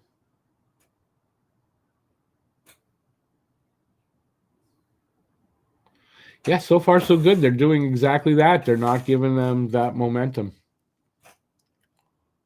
And we got, I think, an icing call here against Montreal. Good job so far for Kakinen. Power play goal. I'm not going to go, well, it's his fault.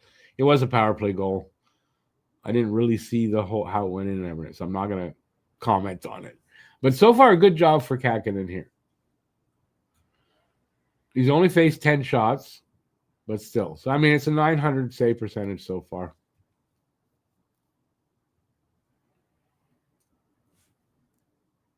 Oh, no. Yeah, right.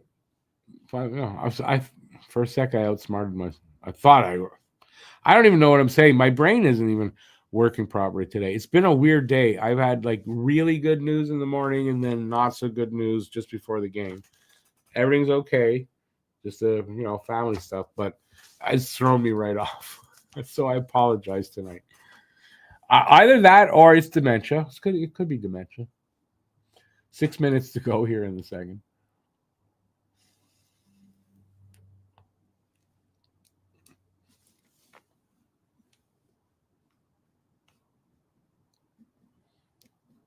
Face-off is to the right of Kakinen, won by...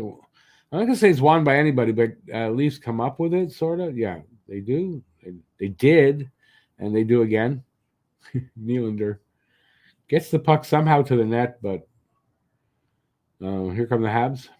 Dauphin. Over to Condata. Condata tries to center it. Nobody was really there, and he doesn't really center it well. Okay.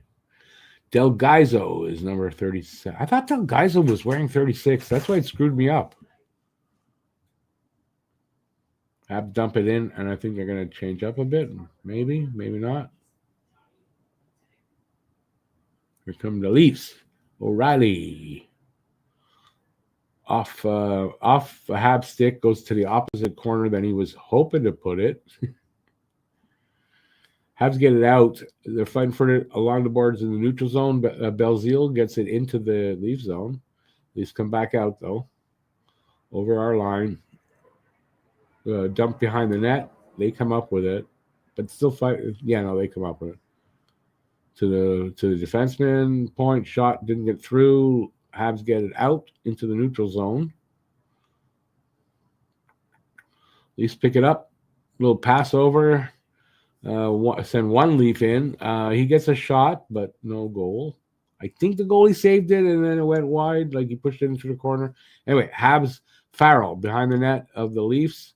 Sends it the other way. Picked up by Beck to Veleno. Veleno in the corner. Back up to Beck. Beck loses it in his stick handling. And I don't know which Leaf this is. Nylander. He gets over the line, and I don't know why the whistle. Was that offside? Anyway, the whistle, so we'll have a face-off. Looks like maybe outside the blue line, so offside. I didn't see the offside. My eyes were only on Nylander, and I didn't see how that happened. Or even if that's what the call is, I don't know. Hudson looks great, exactly how I expected. I do not expect Hudson to have a sophomore jinx. I think he's going to have an equally good season and slightly better numbers-wise, but an equally good season as last season. I'm not going to say he's going to get, exponentially better this coming season, but he will over the next 2-3 seasons. Huzu, it's good to see you out there, buddy. I'll be back on camera, by the way, in just like 30 seconds. But good to see you. Yeah, it's been a while. Yeah, I mean, I'm going to try not to complain as much about the refs, but I mean, it doesn't look like it's any better right now. And I honestly, I don't know who the refs are. I didn't look that up. I think I might try and stay away from caring about who the refs are. And yeah, because you know what? It's too frustrating. But I know one thing. At some point early in the season, it's going to get too bad that I'm not going to be able to keep that promise. It's probably not going to be able to. So, but hey, good to see you, buddy.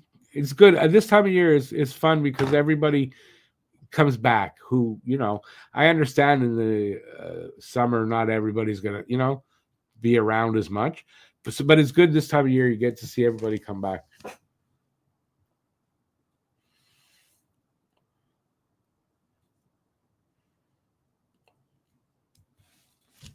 Struble looks good too. Listen, he's competing for a job, so he has to. My game froze. What the hell? Oh, it's back.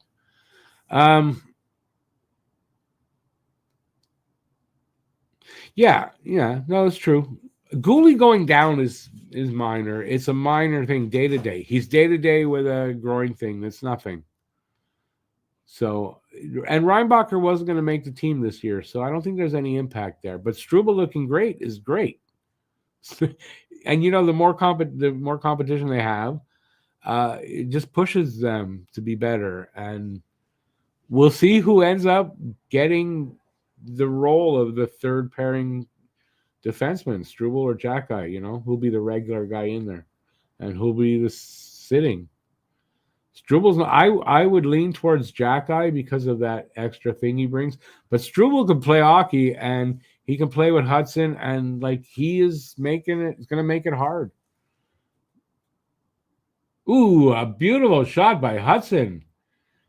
Boom, and we got a third goal. Hudson from just inside the blue line, just whips one past Stolarz. I like that. Went in, like, what do they call it in basketball? All net. That's what this was. Seemed to be. Yeah, he picked the far corner. Well, probably midway up, but the far side, it touched nothing and went in. Nice. So yes, Hudson is having a good game, no doubt. All right, time to get back on camera, as I promised. So we are 3-1 with 3:49 to go in this second. Shots are 16-12 for Montreal, so they're still up there on that. And yeah, this B team is playing better than their A team.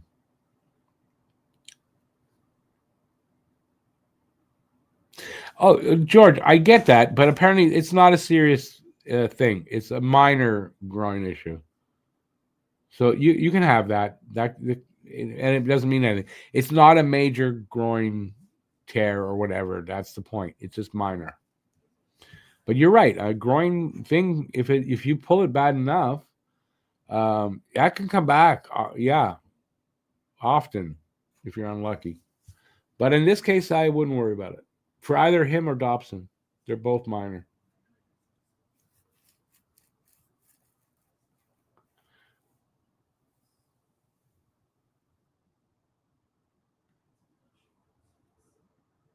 At least it's not what happened to Barkov. Man, that's a killer for Florida, man. So sad for Florida. But I mean, it's sad to see him. And for Barkov, like, he would have loved to be in the Olympics. He's not going to be able to be. So, sad for him. He's a good player. He's a good guy. You don't hear bad things about Barkov. Now, am I unhappy for Florida? Not. But that's a hell of a blow for Florida. to lose Barkov for the season and Kachuk for the first 3 months is it's going to be tough for them. And if if Bob has a off season or a slow start, they're going to be in trouble. Anyways, check out my the pod that I'm recording tomorrow because I'm going to make a re-prediction of the final standing. This is my third one because of that. I think that's a big thing with Florida, so I thought I should redo it, but not in a video. I'll just put it in the podcast. So check that out. That'll be out either tomorrow night or on Monday.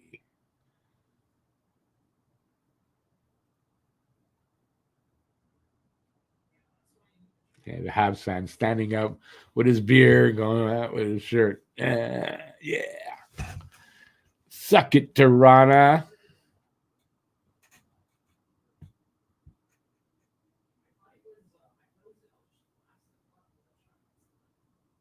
Well, he's 28, so he's not that old, Barkov. He's younger than you think. And you might be right, but it's an ACL, MCL tear. Listen, I did both my knees. I had both at the same time, one shortly after the other. Minor tears. I'm sure his is a lot worse. But, I mean, I didn't have operation or anything. It just over time they healed up. And they're not 100% perfect, and I don't know. I wouldn't be able to play NHL hockey. But he's had the operation. They got top-notch doctors. I'm pretty sure he'll be okay. But you're right. The chance is that he might not be the same after that, or at least for a while. Like he'll come back next season, and it might take him a good chunk of the season before he feels right again. So it's a time-consuming recovery, that's for sure. For what they do, right? Because it's hard to be comfortable with the knee again. And I have that somewhat. Like if I have to run, if I have to do anything like really strain with the knee, I worry about it. And I'm believe me, mine were much less than his.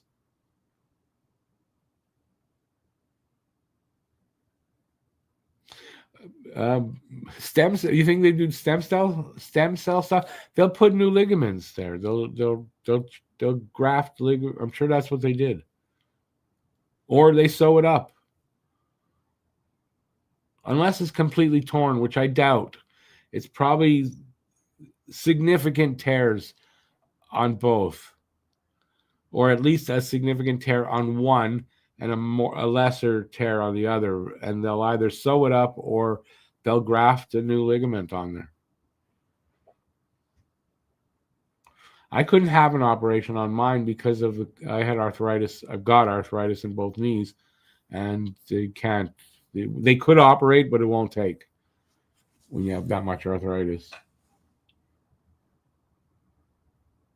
Yeah, George, I had that early in at the beginning of this broadcast.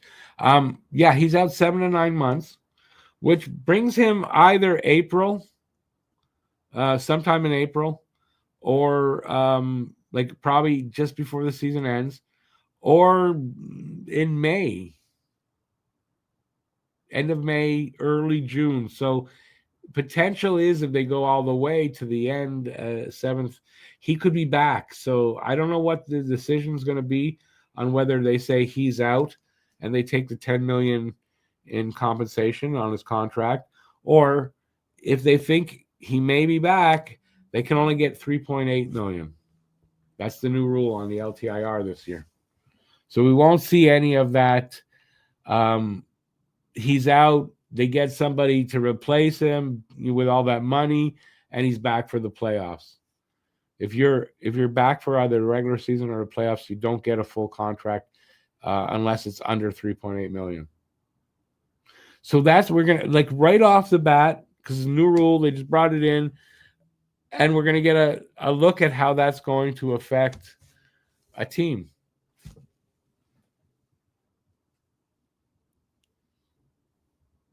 I'm sure Barkov didn't want to be the first, though. He didn't want to be the guinea pig, but that's how it worked out.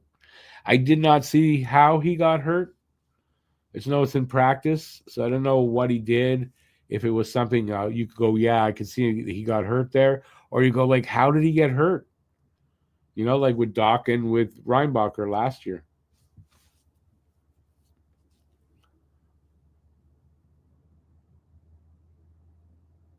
Yeah, I don't know if the three-peat is going to happen. If Barkov is back in April and he's there for a playoff run from the beginning, they still have a chance. I think they'll still make the playoffs. I don't think they're out of the playoffs personally, but if he's not, yeah, a three-peat's going to be really difficult. Can they fight through the adversity? Guys will have to step up. And if they can, maybe they got a shot. But the three-peat has to definitely be in doubt.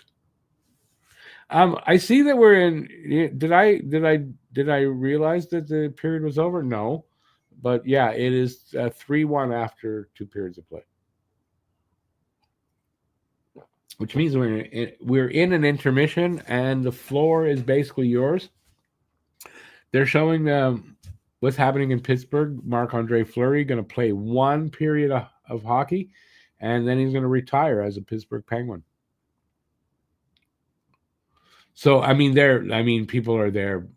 It's a sellout. They're selling merch. They're showing that, like, it's a big night there in Pittsburgh.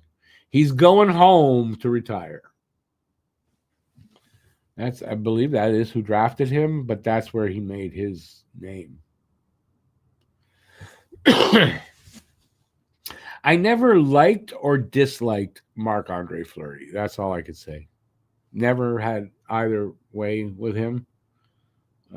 Good goalie, no doubt, but never felt either way with him.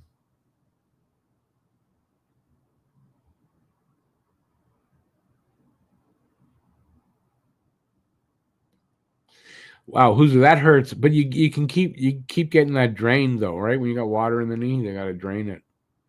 Yeah, listen, anything with the knee, it hurts, man. When I first tore my right, I tore the right first. Oh my God, that hurt, not right away, but the same day. Like, I did it overnight when I was sleeping, and it's like something was wrong. And then I walked on it and did a lot of walking that day, like an idiot. That must have made it worse. And then when I did the second one, I was just like crossing my leg over on my knee, and I was sitting here really tight to the desk, so I pulled it in too close. And oh my God, that hurt right away. I knew I tore it. So yeah, it's painful. It took a long time. I walked with a cane for 2.5 years to not stress the knees because I couldn't get the rehab or the operation. So I rehabbed myself, and 3 years total after I did it. No cane, no brace on the knee, light brace, the soft braces, nothing. So yeah, and I walk, I do everything now. I don't do anything, like, I'm not going to play sports, I'm not going to run, but I can walk all I want. So yeah, I'm good now. But my tears were really small, microscopic, but on both ACL, MCL, on both knees. What do I think of Bolduc? So far, so good. I've got no complaints. It's preseason, so I'm not gonna have higher expectations than I should. But yeah, I think we're gonna like this kid a lot. He's super pumped to be a Hab. He's a local kid from Montreal. Like, he's gonna. I think he's gonna be really good. And I think it might have been partially why they allowed him to have 76 as his number. Like, if you're going to give that number, my thinking would be that if you're going to give that number to a kid, you have high hopes for him, and you really feel he'll be worthy of it. Whether that's true or not, I don't know. But that's my thinking. But yeah, I think if Line A can't cut it on the second line, Bolduc will step in there.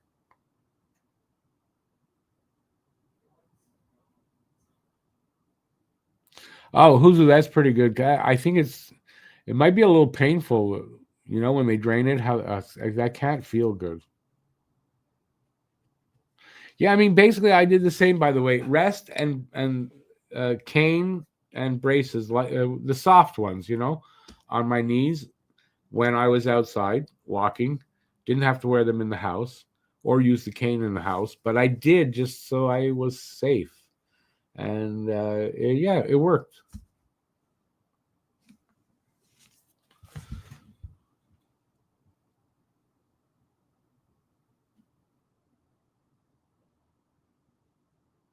Yeah, George, I just saw your knee ligaments are. I think that might be a little bit of a different injury, right? Whereas I don't know that you can function the way I was able to, slightly tearing the ACL MCL. And when it happened, I had read that you could even play sports after you properly rehab it without an operation. So yeah, I don't know if that's the same with ligaments. I would think ligaments, that's a worse injury.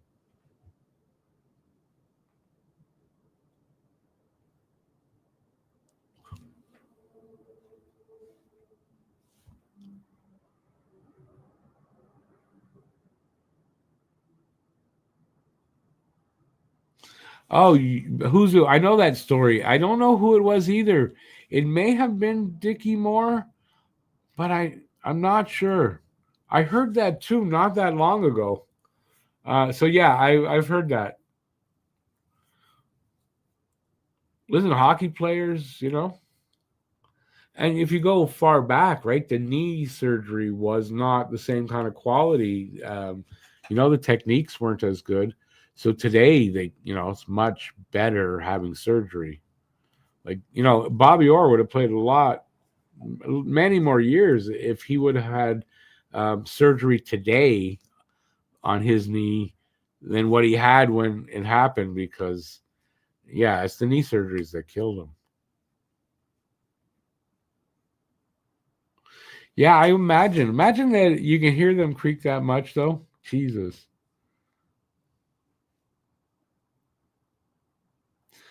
George says saw the Barkov injury on TV and it was pretty innocent, right? So sometimes injuries. It's not that a guy is made of glass necessarily. Although, listen, in Kirby Doc's case, I'll admit he just can't stay healthy.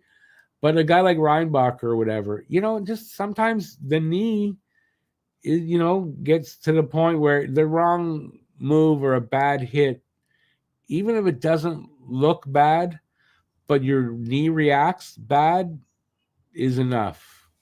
So, you know, teammate fell on him and bent his knee in a lateral odd direction. Yeah, well, there you go, eh? Yeah, but a lot of times the ones that you go, that didn't look that bad, and then it's like the guy's out for the year, right? It happens a lot where an innocent looking hit ends up with a bad injury.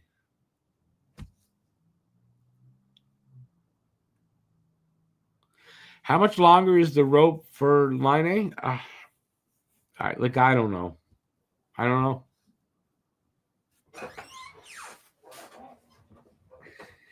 I mean, if he's going to keep scoring power play goals, it's probably pretty long.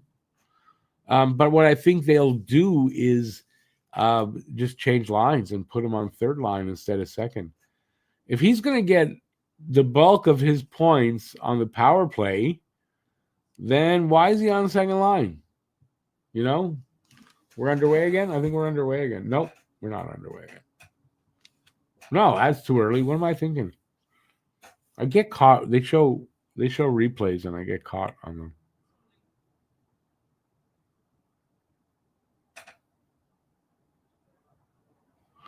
Who's said, yeah, and back then, if you didn't play, your family starved. Well, back then they hid injuries because there were 6 teams.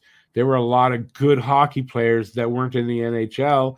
If you said you're hurt and you got to go out of the lineup, you might not get back in the lineup if you're not a star player, right? Oh, sure, Maurice Richard's going to get back in the lineup, But not everybody felt. I'm sure even the Rocket didn't feel that he would get back in the lineup if he said he was hurt. That's just the mindset they had back then.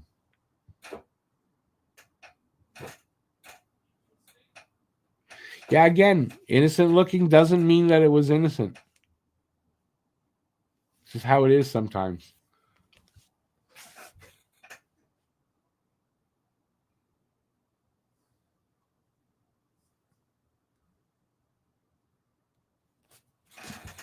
That was interesting how they showed on RDS anyway, the one of the face-offs.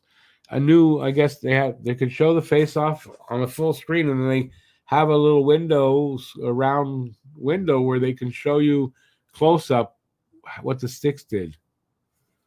That's pretty cool.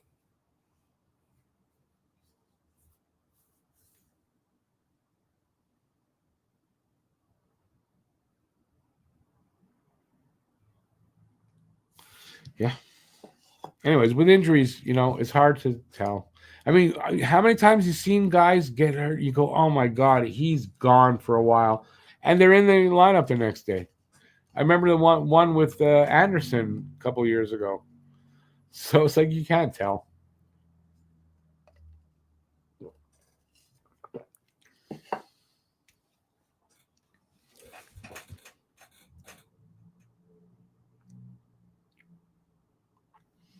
I'm also thinking one with Josh George's where he went head first into the boards hard. We thought he was dead. And he was in the game the next game. Like, how? I don't know. So, yeah, that is how it works sometimes.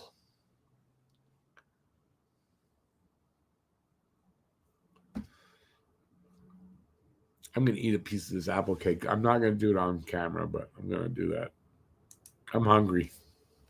The edges are fully cooked. It's just more into the center of this piece.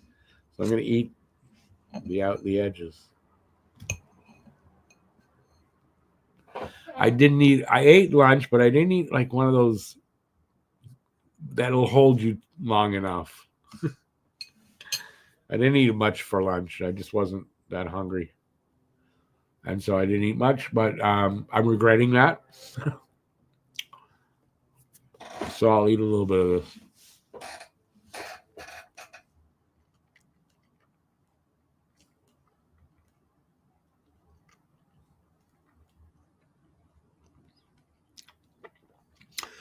George, I don't disagree with you necessarily on that. But Matt, you ever see Laine dish it off? He doesn't do a good job at that either, especially when it's one of his backhand sort of flip passes. My God, I wish he would not do that. So, I mean, listen, Laine was bold and promised that he's going to be better. Well, prove it. And I don't really want to be harsh on him, but I'm sorry, you got to be a little bit like more physical. You're a big guy. When the puck is being held along the boards and they're fighting for it, and you just come up and you just sort of jab your stick in there from a distance. What is that for a 6'5" guy? Lean on somebody. So stuff like that kind of gets me. I realize he's not a fast skater, so skating not his best attribute. There's lots of guys like that, but he needs to hustle more and be more physical. And listen, some guys aren't, but even Yoel Armia, who was a big guy, wasn't a big, real physical guy, but he'd go into he'd go in there and at least lean on guys and do stuff like that. Man, Laine rarely does. Although in Thursday's game, he gave not a huge hit, but he actually hit somebody with his shoulder, put his shoulder into somebody, and it was like, what? So maybe we'll see. I think the two games with Ottawa, they're going to be pretty intense for preseason games. I think. I hope we'll see that kind of play from him. The two next games are in Montreal and One is Quebec City, and then I guess in Ottawa. So I think on Tuesday, on the 30th, I think they're in Quebec City. And then on the 4th, they're in Ottawa.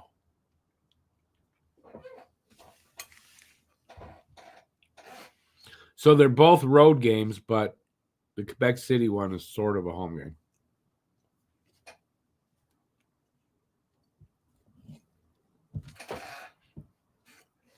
But I would expect that game in Ottawa should be full lineups for both teams. Especially since they have, I can't say for the Senators, but for Montreal, after that game, they'll have 3 days rest between then and the opening night. So I would think they're putting a full lineup out. Although last year, if I were correct, I said that and they didn't. And I was surprised that they didn't. So maybe they won't, but usually that's what teams do. Final preseason game, you got your full lineup out.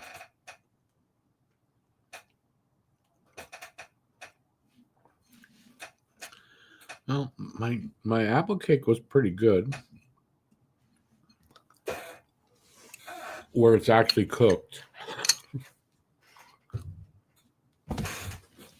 I don't know if you guys, if you ever bake anything, but when you bake a cake, to check that it's ready, you take a piece of spaghetti, stick it in there, pull it out. If there's nothing on it, it's ready. And I did that in the center, pulled it out. So either my eyes are worse than I thought, but it was clean. So I took it out. And no, the whole inside circle in the middle of it was not cooked. I don't know how that happened. So it's a waste of my food. Anyway, hopefully I recooked it, but it was a little while after. Hopefully that's still good. If not, what are you going to do? It happens. We're back underway for period number 3. Yes, sir. It's period number 3, so I will go off here. I know I just came back on, but it's my. I'll go as quickly as I can with this. So we're half a minute in. Montreal, I'll go with shots. 18. I didn't realize Montreal had 18 shots. Excuse me, to 13, and it's 3-1 for Montreal.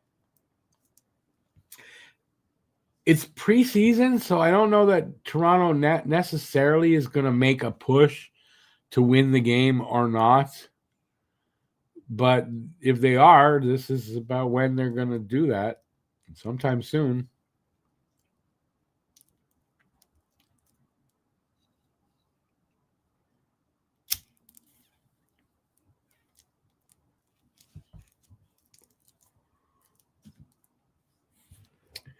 Beck gets tossed from the circle.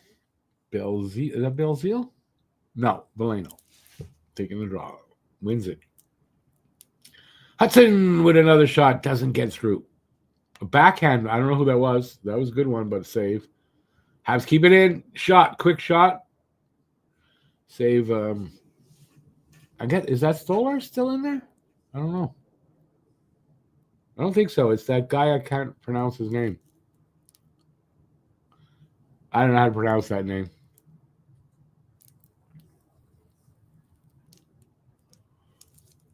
And I have no idea if he's good, not good, what level he is there for them, but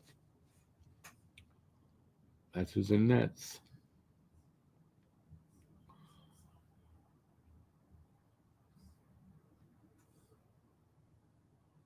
If the Habs have a really good third period, we might see a 7-2 win for them.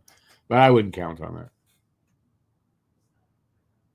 Depends on his goalie. If their goalie sucks and he's not, we might see that actually.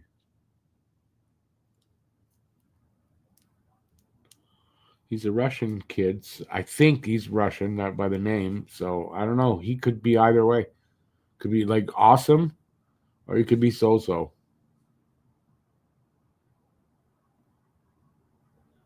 James Reimer signed a PTO with the Leafs today.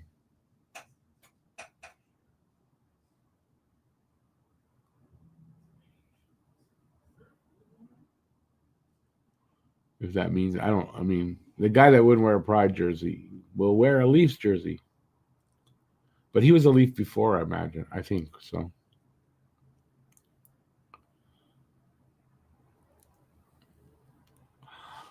Armia was definitely a defense, like a PK specialist. Great defensively, great. Offensively, he was frustrating. But you're right. There's no comparison. I said line, at least Armia would throw the body here and there. Like he used his body. He wasn't, so that's the only way I was comparing them. A big guy has the body. Armia wasn't the most physical, but he was somewhat, he would do it. Line A just won't.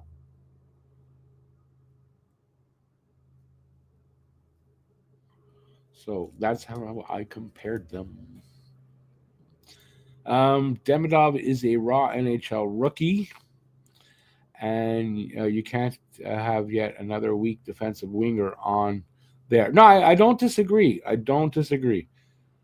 Doc is no defensive gem. I think Doc is okay. We'll see. I'm not gonna disagree with you though. Ooh, that shot by the Leaf, that sort of bounced. I don't know. It slid through the crease or something. It was kind of close, I guess. Oh, they're on a power play. I didn't know that. There you go. Leafs are on a power play. Third or fourth one, and they didn't generate anything on their power play yet. I don't think. I don't know if maybe Tavares' goal was a power play goal. I don't remember. Guru! All good, buddy. All good. A weird day, but all good. I hope yours is good too. You must have been busy today or something. Although, it's still early over there, right? Only 6.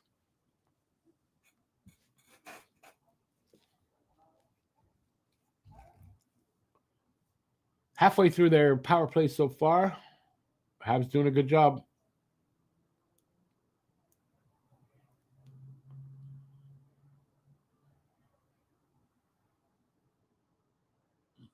And good, interesting seeing both Arbor and Struble on the PK because they are basically competing to win a job on the PK, and whichever one does is probably the guy that's winning the third, the third pairing spot.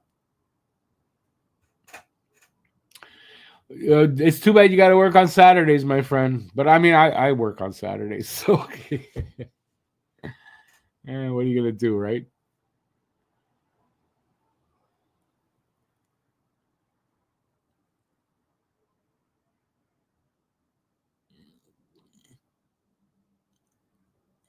$600 for a ticket, JFed? That's ridiculous.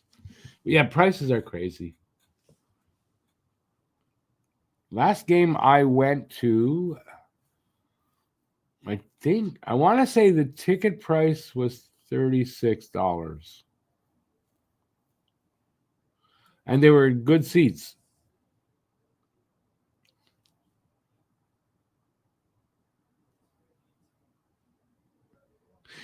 George, Bolduc, yes. Anderson, listen, Anderson's been tried on the second line over and over. It doesn't work. He's not a second liner. Not anymore, at least in his career. He's just not. So I don't see Anderson. Jack Eye, the younger one, I don't know if he's a top 6 guy, though. He's a bottom 6er, in my opinion. So I don't know. And I don't know if Florian will make the team out of camp. But Bolduc, I think it's Bolduc. If it's not going to be line A, it's going to be Bolduc there, in my opinion.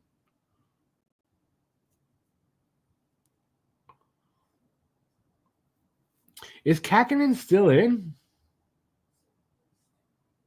Or is that Fowler? I think it's Kakinen. Yeah. No. Yes. So Kakinen's going to play the whole game. They got to get a good look at him. Fowler's not making the team. We know this. So that doesn't really matter. But Kakinen is fighting for the backup job with Dobish. So yeah, so I'm expecting Dobish will start next game in Ottawa and play the whole with Ottawa and play the whole Ottawa game, and then the last game Monty will play the whole game. That's how I think it'll be. So I'm not surprised here that Kakanen's playing all three periods because they need to decide who's going to be the backup.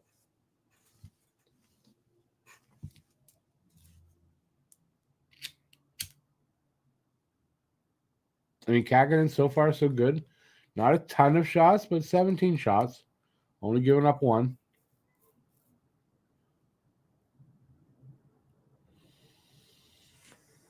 And I'm not surprised. Kakanen's a capable backup. He's a capable backup. I don't think he's going to win the job personally, but he's a capable backup. His numbers aren't bad. I believe he's got an over 900 save percentage in his career. I believe, or right around. Like not if it's off, it's by a point maybe or something. Yeah, he's okay. His numbers aren't bad. It's just that he's a backup. That he's not going to be your starter, obviously. So yeah, he could win a job. If not, they've got to send him down to Laval in order to do that. They do have to waive him, and hence why they PTO'd Mandelis in case they lose Kakinen to waivers. That's got to be weird, though, right? You sign with a team, you play some preseason games with them, and then you get picked up on waivers and you're playing somewhere else. That's got to be weird. That's the life of a professional athlete.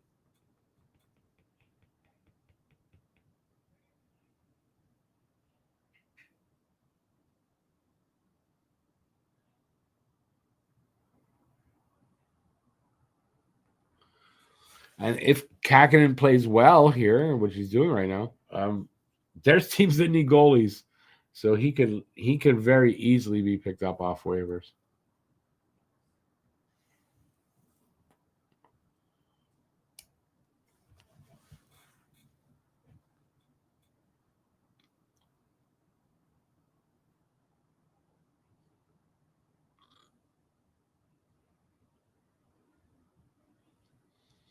In 2023, a lower bowl was 6 but wasn't that they were just getting? No, they were back to having the crowd in there. That's crazy. Listen, the prices are crazy today.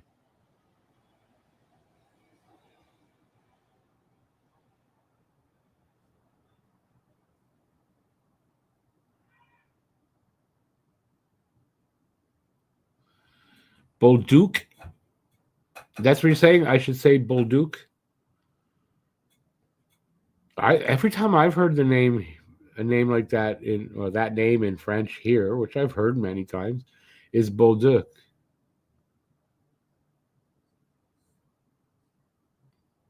Anyway, I'm not gonna change how I say it. It's too long. That's not gonna change.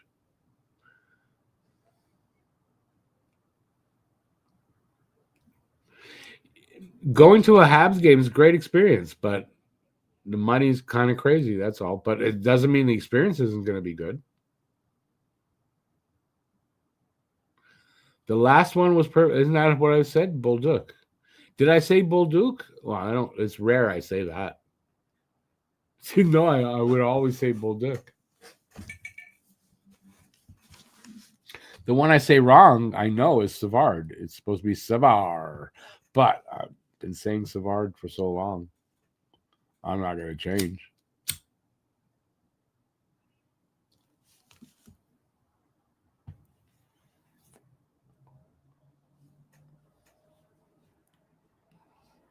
At least I don't say it like my American partners on the other channel.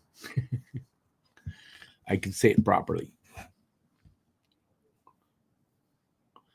We are. Wow, there's 13 and a half minutes left in the third. That went pretty quick. Shots are 21-17 for Montreal, still 3-1. Got Habs in the offensive zone. A shot from, that was what, Veleno? Saved by whatever that goalie's name is.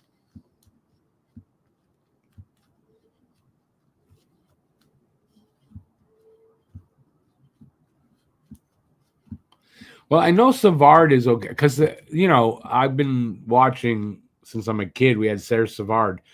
That's how it was pronounced on TV, right? So I know it's okay, but I've been told a few times last season it's Savard. Don't pronounce the D. It's fine. I'm going to pronounce the D because that's how I was raised with it.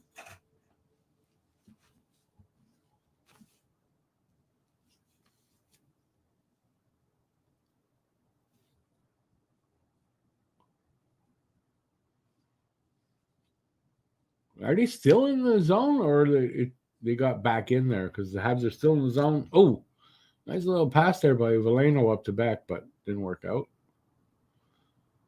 Fighting for it in the corner. Come on, boys. Come on with it. They do inadvertent. Oh, you still have it. And then Leafs come up with it. Get it out. Anyway, Habs get it back. Come on, Captain, get that. Nope. Some good hustle here by Montreal. Like really good hustle. Keeping them penned in their own zone for a while. It's really good.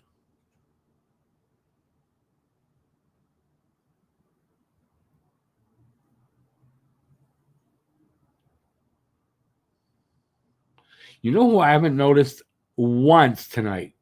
Not once. Their captain. Is he in the game? He's supposed to be. I have not seen his number out there once. Am I wrong? Did they not put Matthews in this game? Or maybe he hurt his back?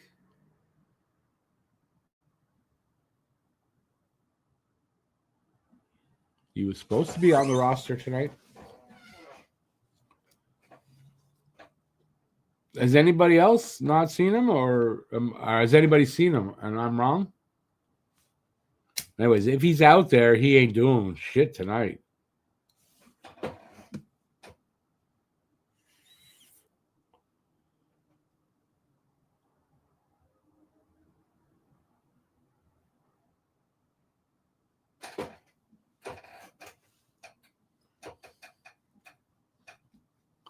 His purse was lost at the airport, but they're at home tonight. So I don't think he went to the airport. Yeah. Matthews was scratched? Okay, that's why I don't see him. That makes much more sense.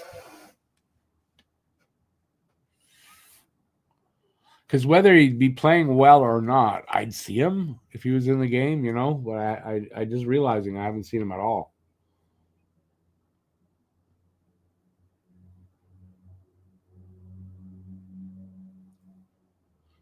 I wonder why he was scratched. I wonder if he's hurt. And he's been hurt a bunch of times. Nobody says anything about Matthews. When he gets injured. Is he injury prone? He's had a few.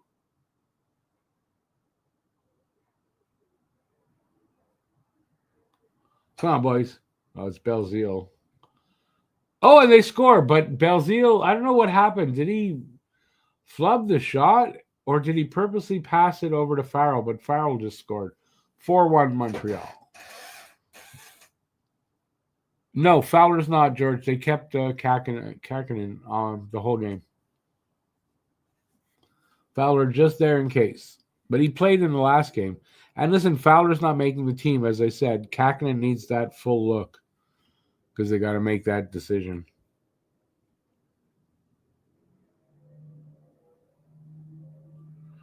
And quite frankly, Dobish better have a good game on Tuesday because Kakinen just had a really good game so far. Although only 17 shots, it's not like he's faced 30 shots, but still. By the way, if you hear all the squeaking and all that, that's my chair. My chair broke. It won't lock, so it makes a lot of noise, I guess.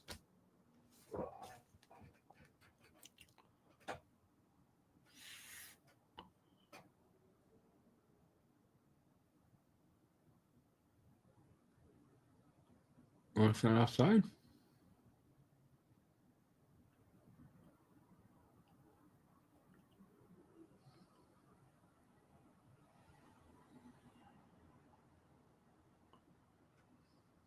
Oh, get that puck out of there. Yes, sir.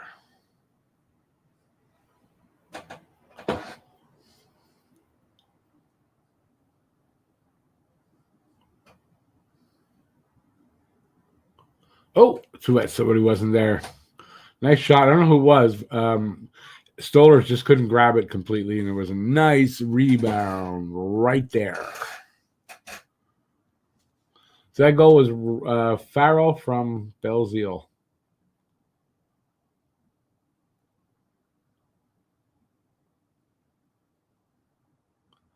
But I mean, from Belzile, that was a bounce off of some. That wasn't a skilled assist, in my opinion, anyway. Alrighty. Back on screen. I will try to stay awake for the rest of this game. No, I got more energy than I did the last. It seems that when we get to the third period, I got to build up my strength for the season, though. That's what preseason's about. I think I like watching it better, by the way, with the sound down.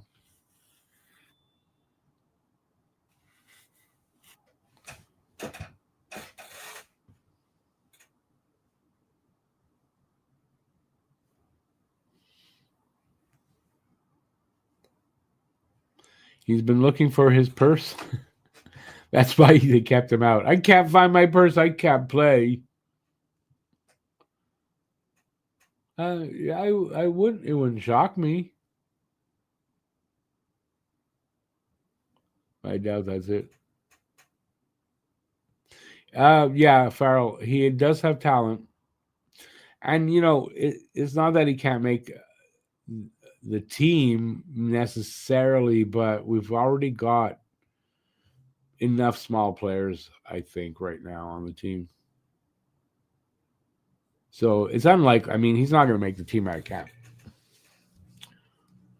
But he's looking better this year than he has. I mean, this is his best season in camp so far, in my opinion.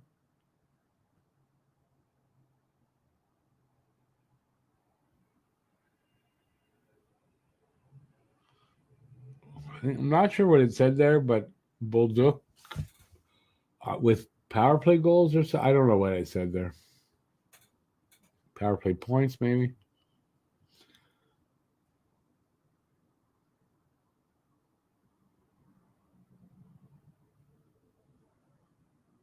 Yeah. Oh, yeah, we are on the power play. So there you go. I don't know what the penalty is. Find out in a sec. Maybe, maybe not.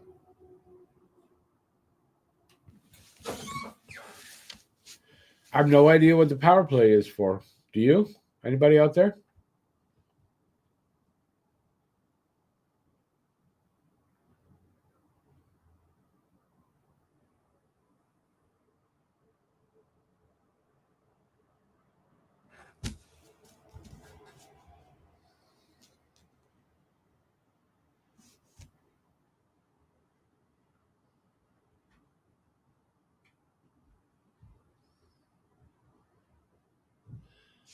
We're showing a highlight from the Flyers game. But why, I don't know. It was a goal. Okay. Thorpe on a goal. All right, they're back.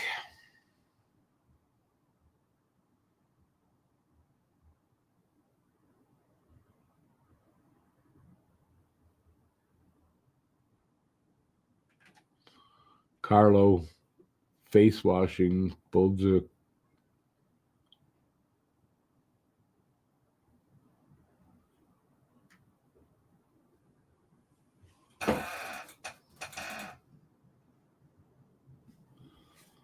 Nine minutes to go here. Minute 10 on the power play.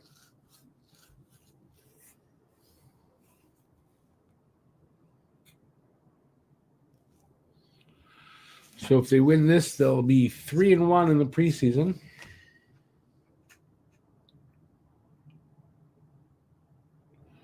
And the Leafs would drop to 2-2 in the preseason.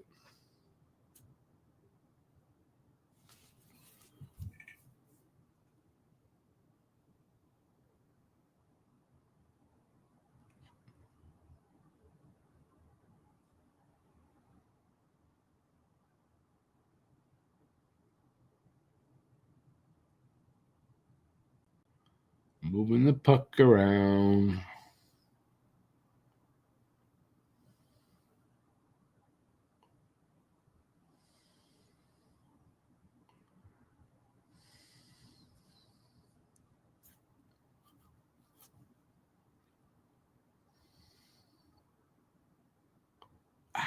Kidney couldn't handle that pass.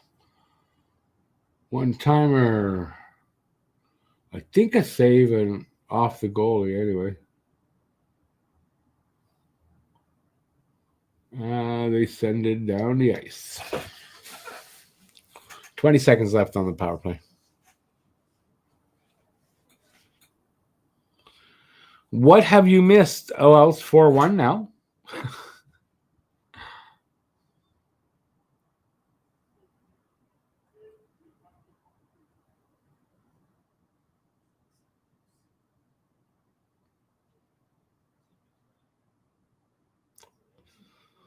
Glove grab by Stollers, but that puck was not. No, not Stollers, the other guy. But that puck was not on net. So, and now a commercial. Yeah, and we're about, I don't know, 8 minutes left, somewhere around 8 minutes left. 7:46 left. Face off to the left of Stollers. No, it's not Stollers, Rick. It's the guy who can't pronounce his goddamn name. That's who it is.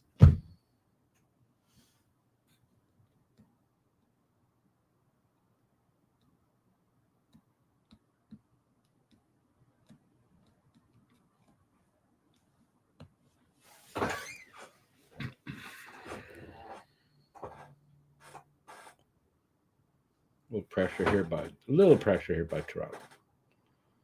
Ooh, there's a close call there, right at the net. Here come the Habs.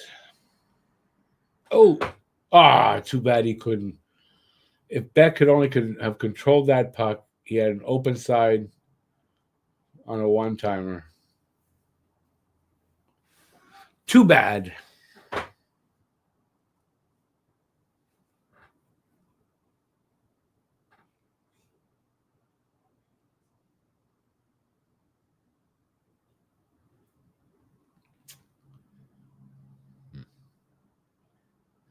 He'll think about that one. If they end up losing this game, Beck will think about that one.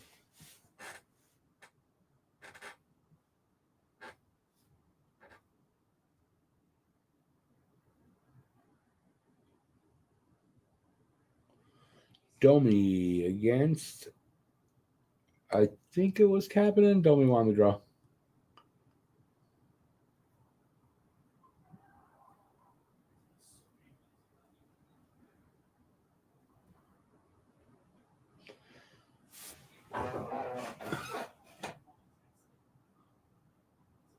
Where'd that puck?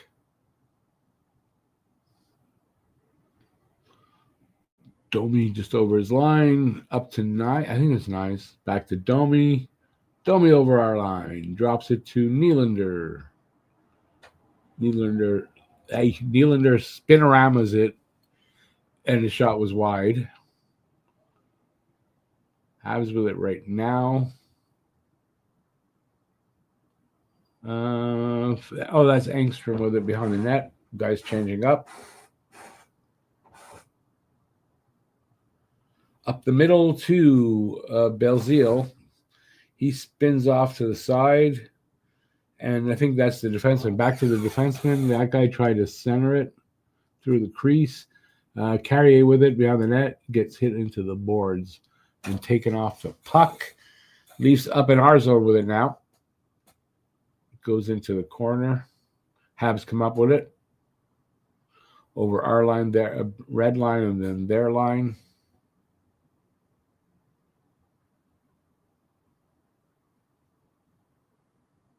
One timer from just inside the blue line. I don't know what happened with it. Didn't go in. That's all I know.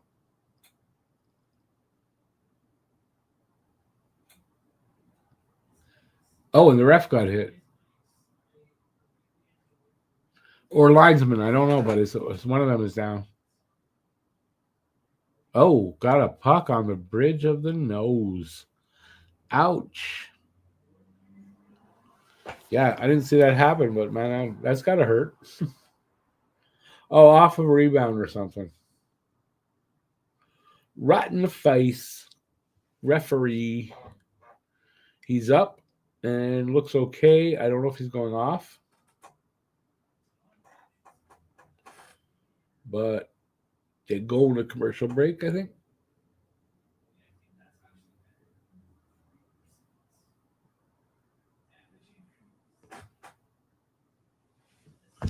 Yep. All right. So far, so good. Who did what, Andre?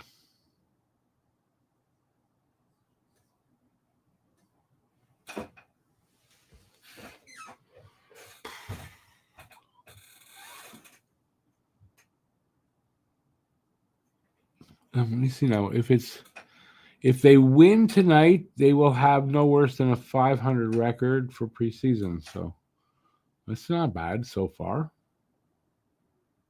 And they're showing food. I don't want to look. Oy.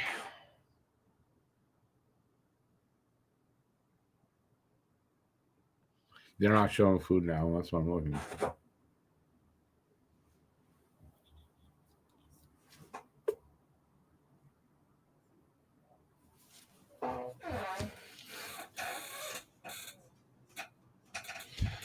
Yeah. All right. So Tuesday, like I said, 7 o'clock start. I think that's the Quebec City game, so I'll be doing that. As y'all know, Hab Normals podcast should be out tomorrow night or Monday morning. And if you go on the other channel, Don't Puck with Media, link is in the description. The Flyers podcast will be out tomorrow afternoon, and the Bruins one will be out on Monday.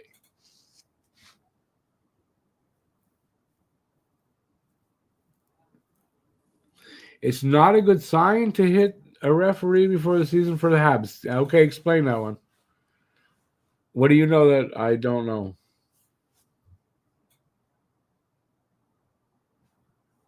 Besides, didn't that went off of something? So that's not a Hab hitting a ref with anything on purpose. So we're good. We're good. The ref's not as good, but we're good.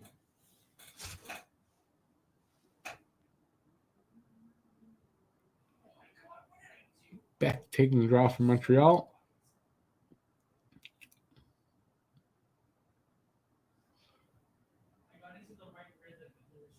Oh, he got tossed. Dauphin now.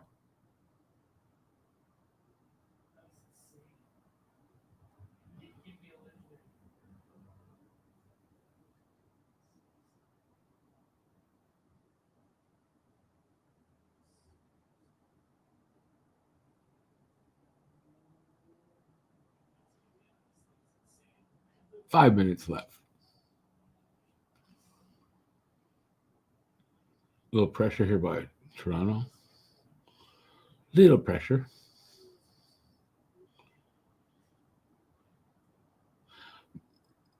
But Habs doing a really good job of not giving like shooting lanes because they still have only 17 shots to leave, so they haven't had a shot in a while. In a game, they've got to catch up, and they're not getting shots. It's a good job by Montreal defensively.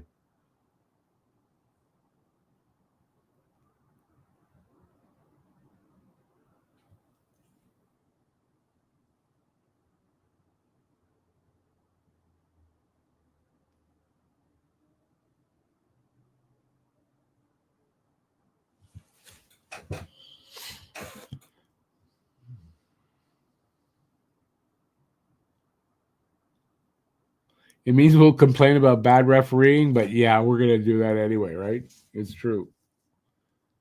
Like the refereeing is not gonna get better. If anything, right, it gets worse as the season goes.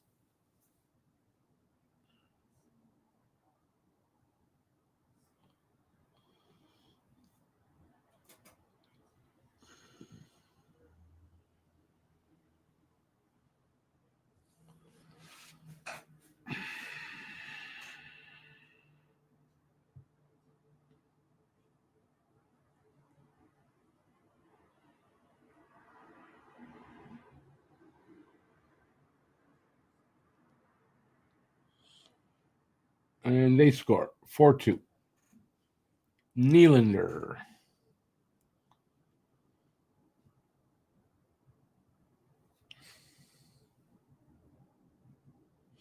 Hey, BL. Late to the show. But how was the game? How was the Eagles game? They lost? Who's looking good here tonight? The Habs playing a good game all around. I mean, they just gave up a goal here, but I mean that's fine. But they've been playing a good game.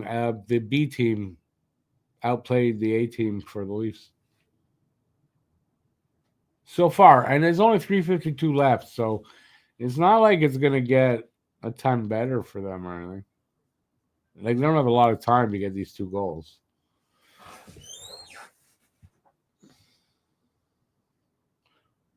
And also 2 goals behind, so maybe they'll pull the goalie. What? They dropped the clock to 3 minutes now. What? 53. They added a second.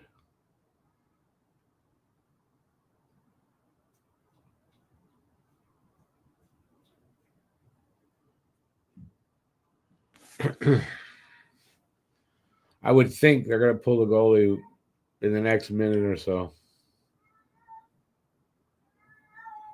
Yes, that's my cat crying. He loves to do that. Nothing serious. There's no problems with him. This is his thing, especially at this time of night. If he was an outdoor cat, he'd be one of those that you throw cans at because he's on your fence post, meowing like that. Really loud. He can be really loud. Ooh, that didn't come close. Ooh, that was almost a breakaway by Nylander, but puck went wide of him and he fell going after it. So yeah, they are definitely making a push to try to tie this up. We're almost at 3 minutes. The goal is going to come out very soon. You missed the cat? Yeah, he's in the other room. Yeah, he's still not in the room, but he cries like that all the time. George, yep. For BL, pretty much the whole team looks good tonight. Oh, that was so close. It's an empty net now. That was just so close to going in.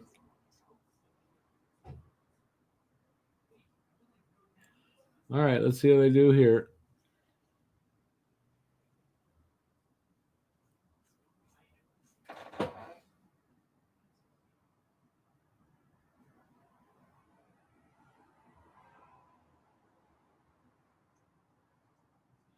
.220 to go. Shots are now 30-17. They had 18. They just took it back. Their last shot. That's weird. 30-17 shots on goal for Montreal. 4-2 with 2:05 left in this game. And the Leafs with the man advantage with the empty net. Shot from the point, from I guess it was the point. And Kakinen makes a good save. How do my dog and cat live together? I got 2 cats and a dog. What do you mean? They get along. Why wouldn't they get along? Don't tell me you've never heard of that. Come on. Dogs and cats, they get along. Don't worry about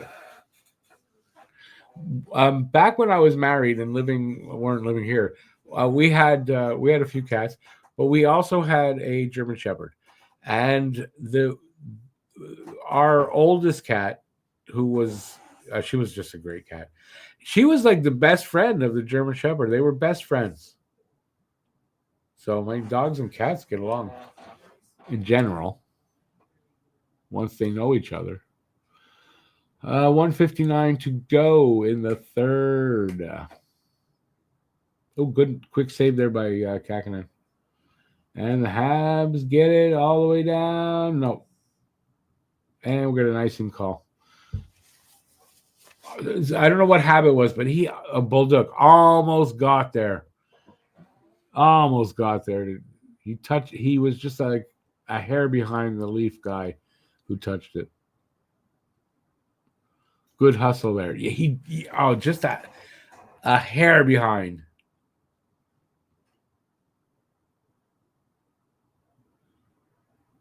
I'm not going to tell you what kind of hair.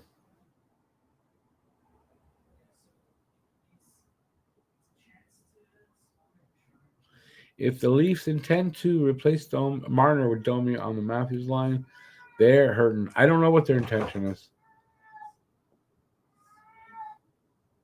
Domi's played with Matthews before.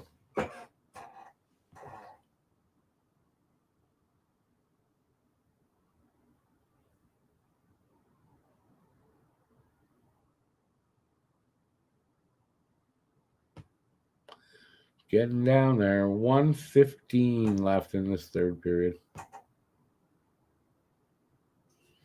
Yeah, I doubt they get 2 goals to tie it up. But I mean, it's happened before, but I'm going to say I doubt it tonight. So looks like a victory here tonight for Montreal. Good game by this B team. Really good game all night by this B team.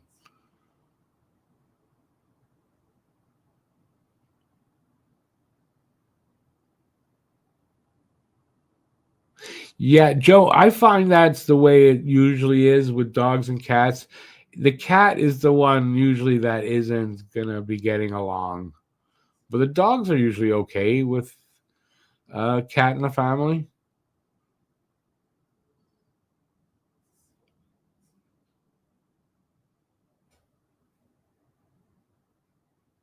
Yeah, Andre, I mean, outdoor in the country, they might not get along. But when they're indoor and they got to live together, they eat together, they get along well. My cats get along fine. They have their little quirks, but never fight. They never fight.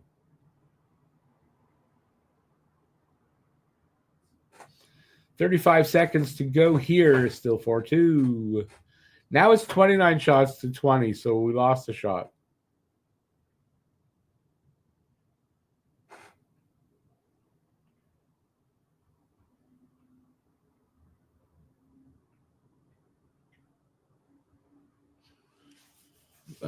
I guess a save there by Kakinen. 16 seconds left. I didn't really see it. I just saw him down there or whatever, but I didn't see how the puck got to him. Good job tonight. They showed Jacky wearing the A and playing on line one, pairing one. So good job.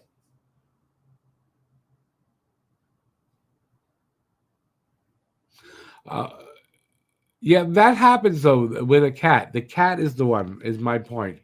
But in general, they'll get along. But if there's going to be a problem, it'll be usually the cat that is the one that doesn't want to put up with the dog. Montreal wins 4-2. Yeah, good game overall. Definitely pleased with this game. Not flashy, not overly exciting, but good performance by the B squad in hustle. Really good performance, and they got 4 goals.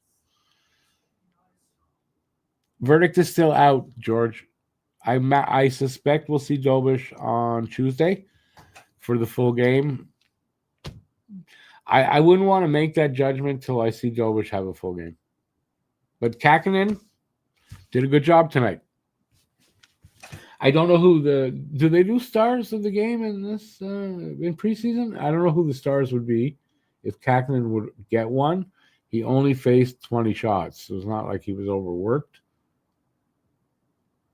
But I mean, he still did a solid job. And I mean, like I said before, too, Kaganen, when I first heard that we signed him, I went, what? Oh, no. I went and looked at his numbers, and it was like, um, not that bad. That's not bad. A backup goalie, his save percentage is good, and his numbers were good. So I thought, yeah, it's not that bad.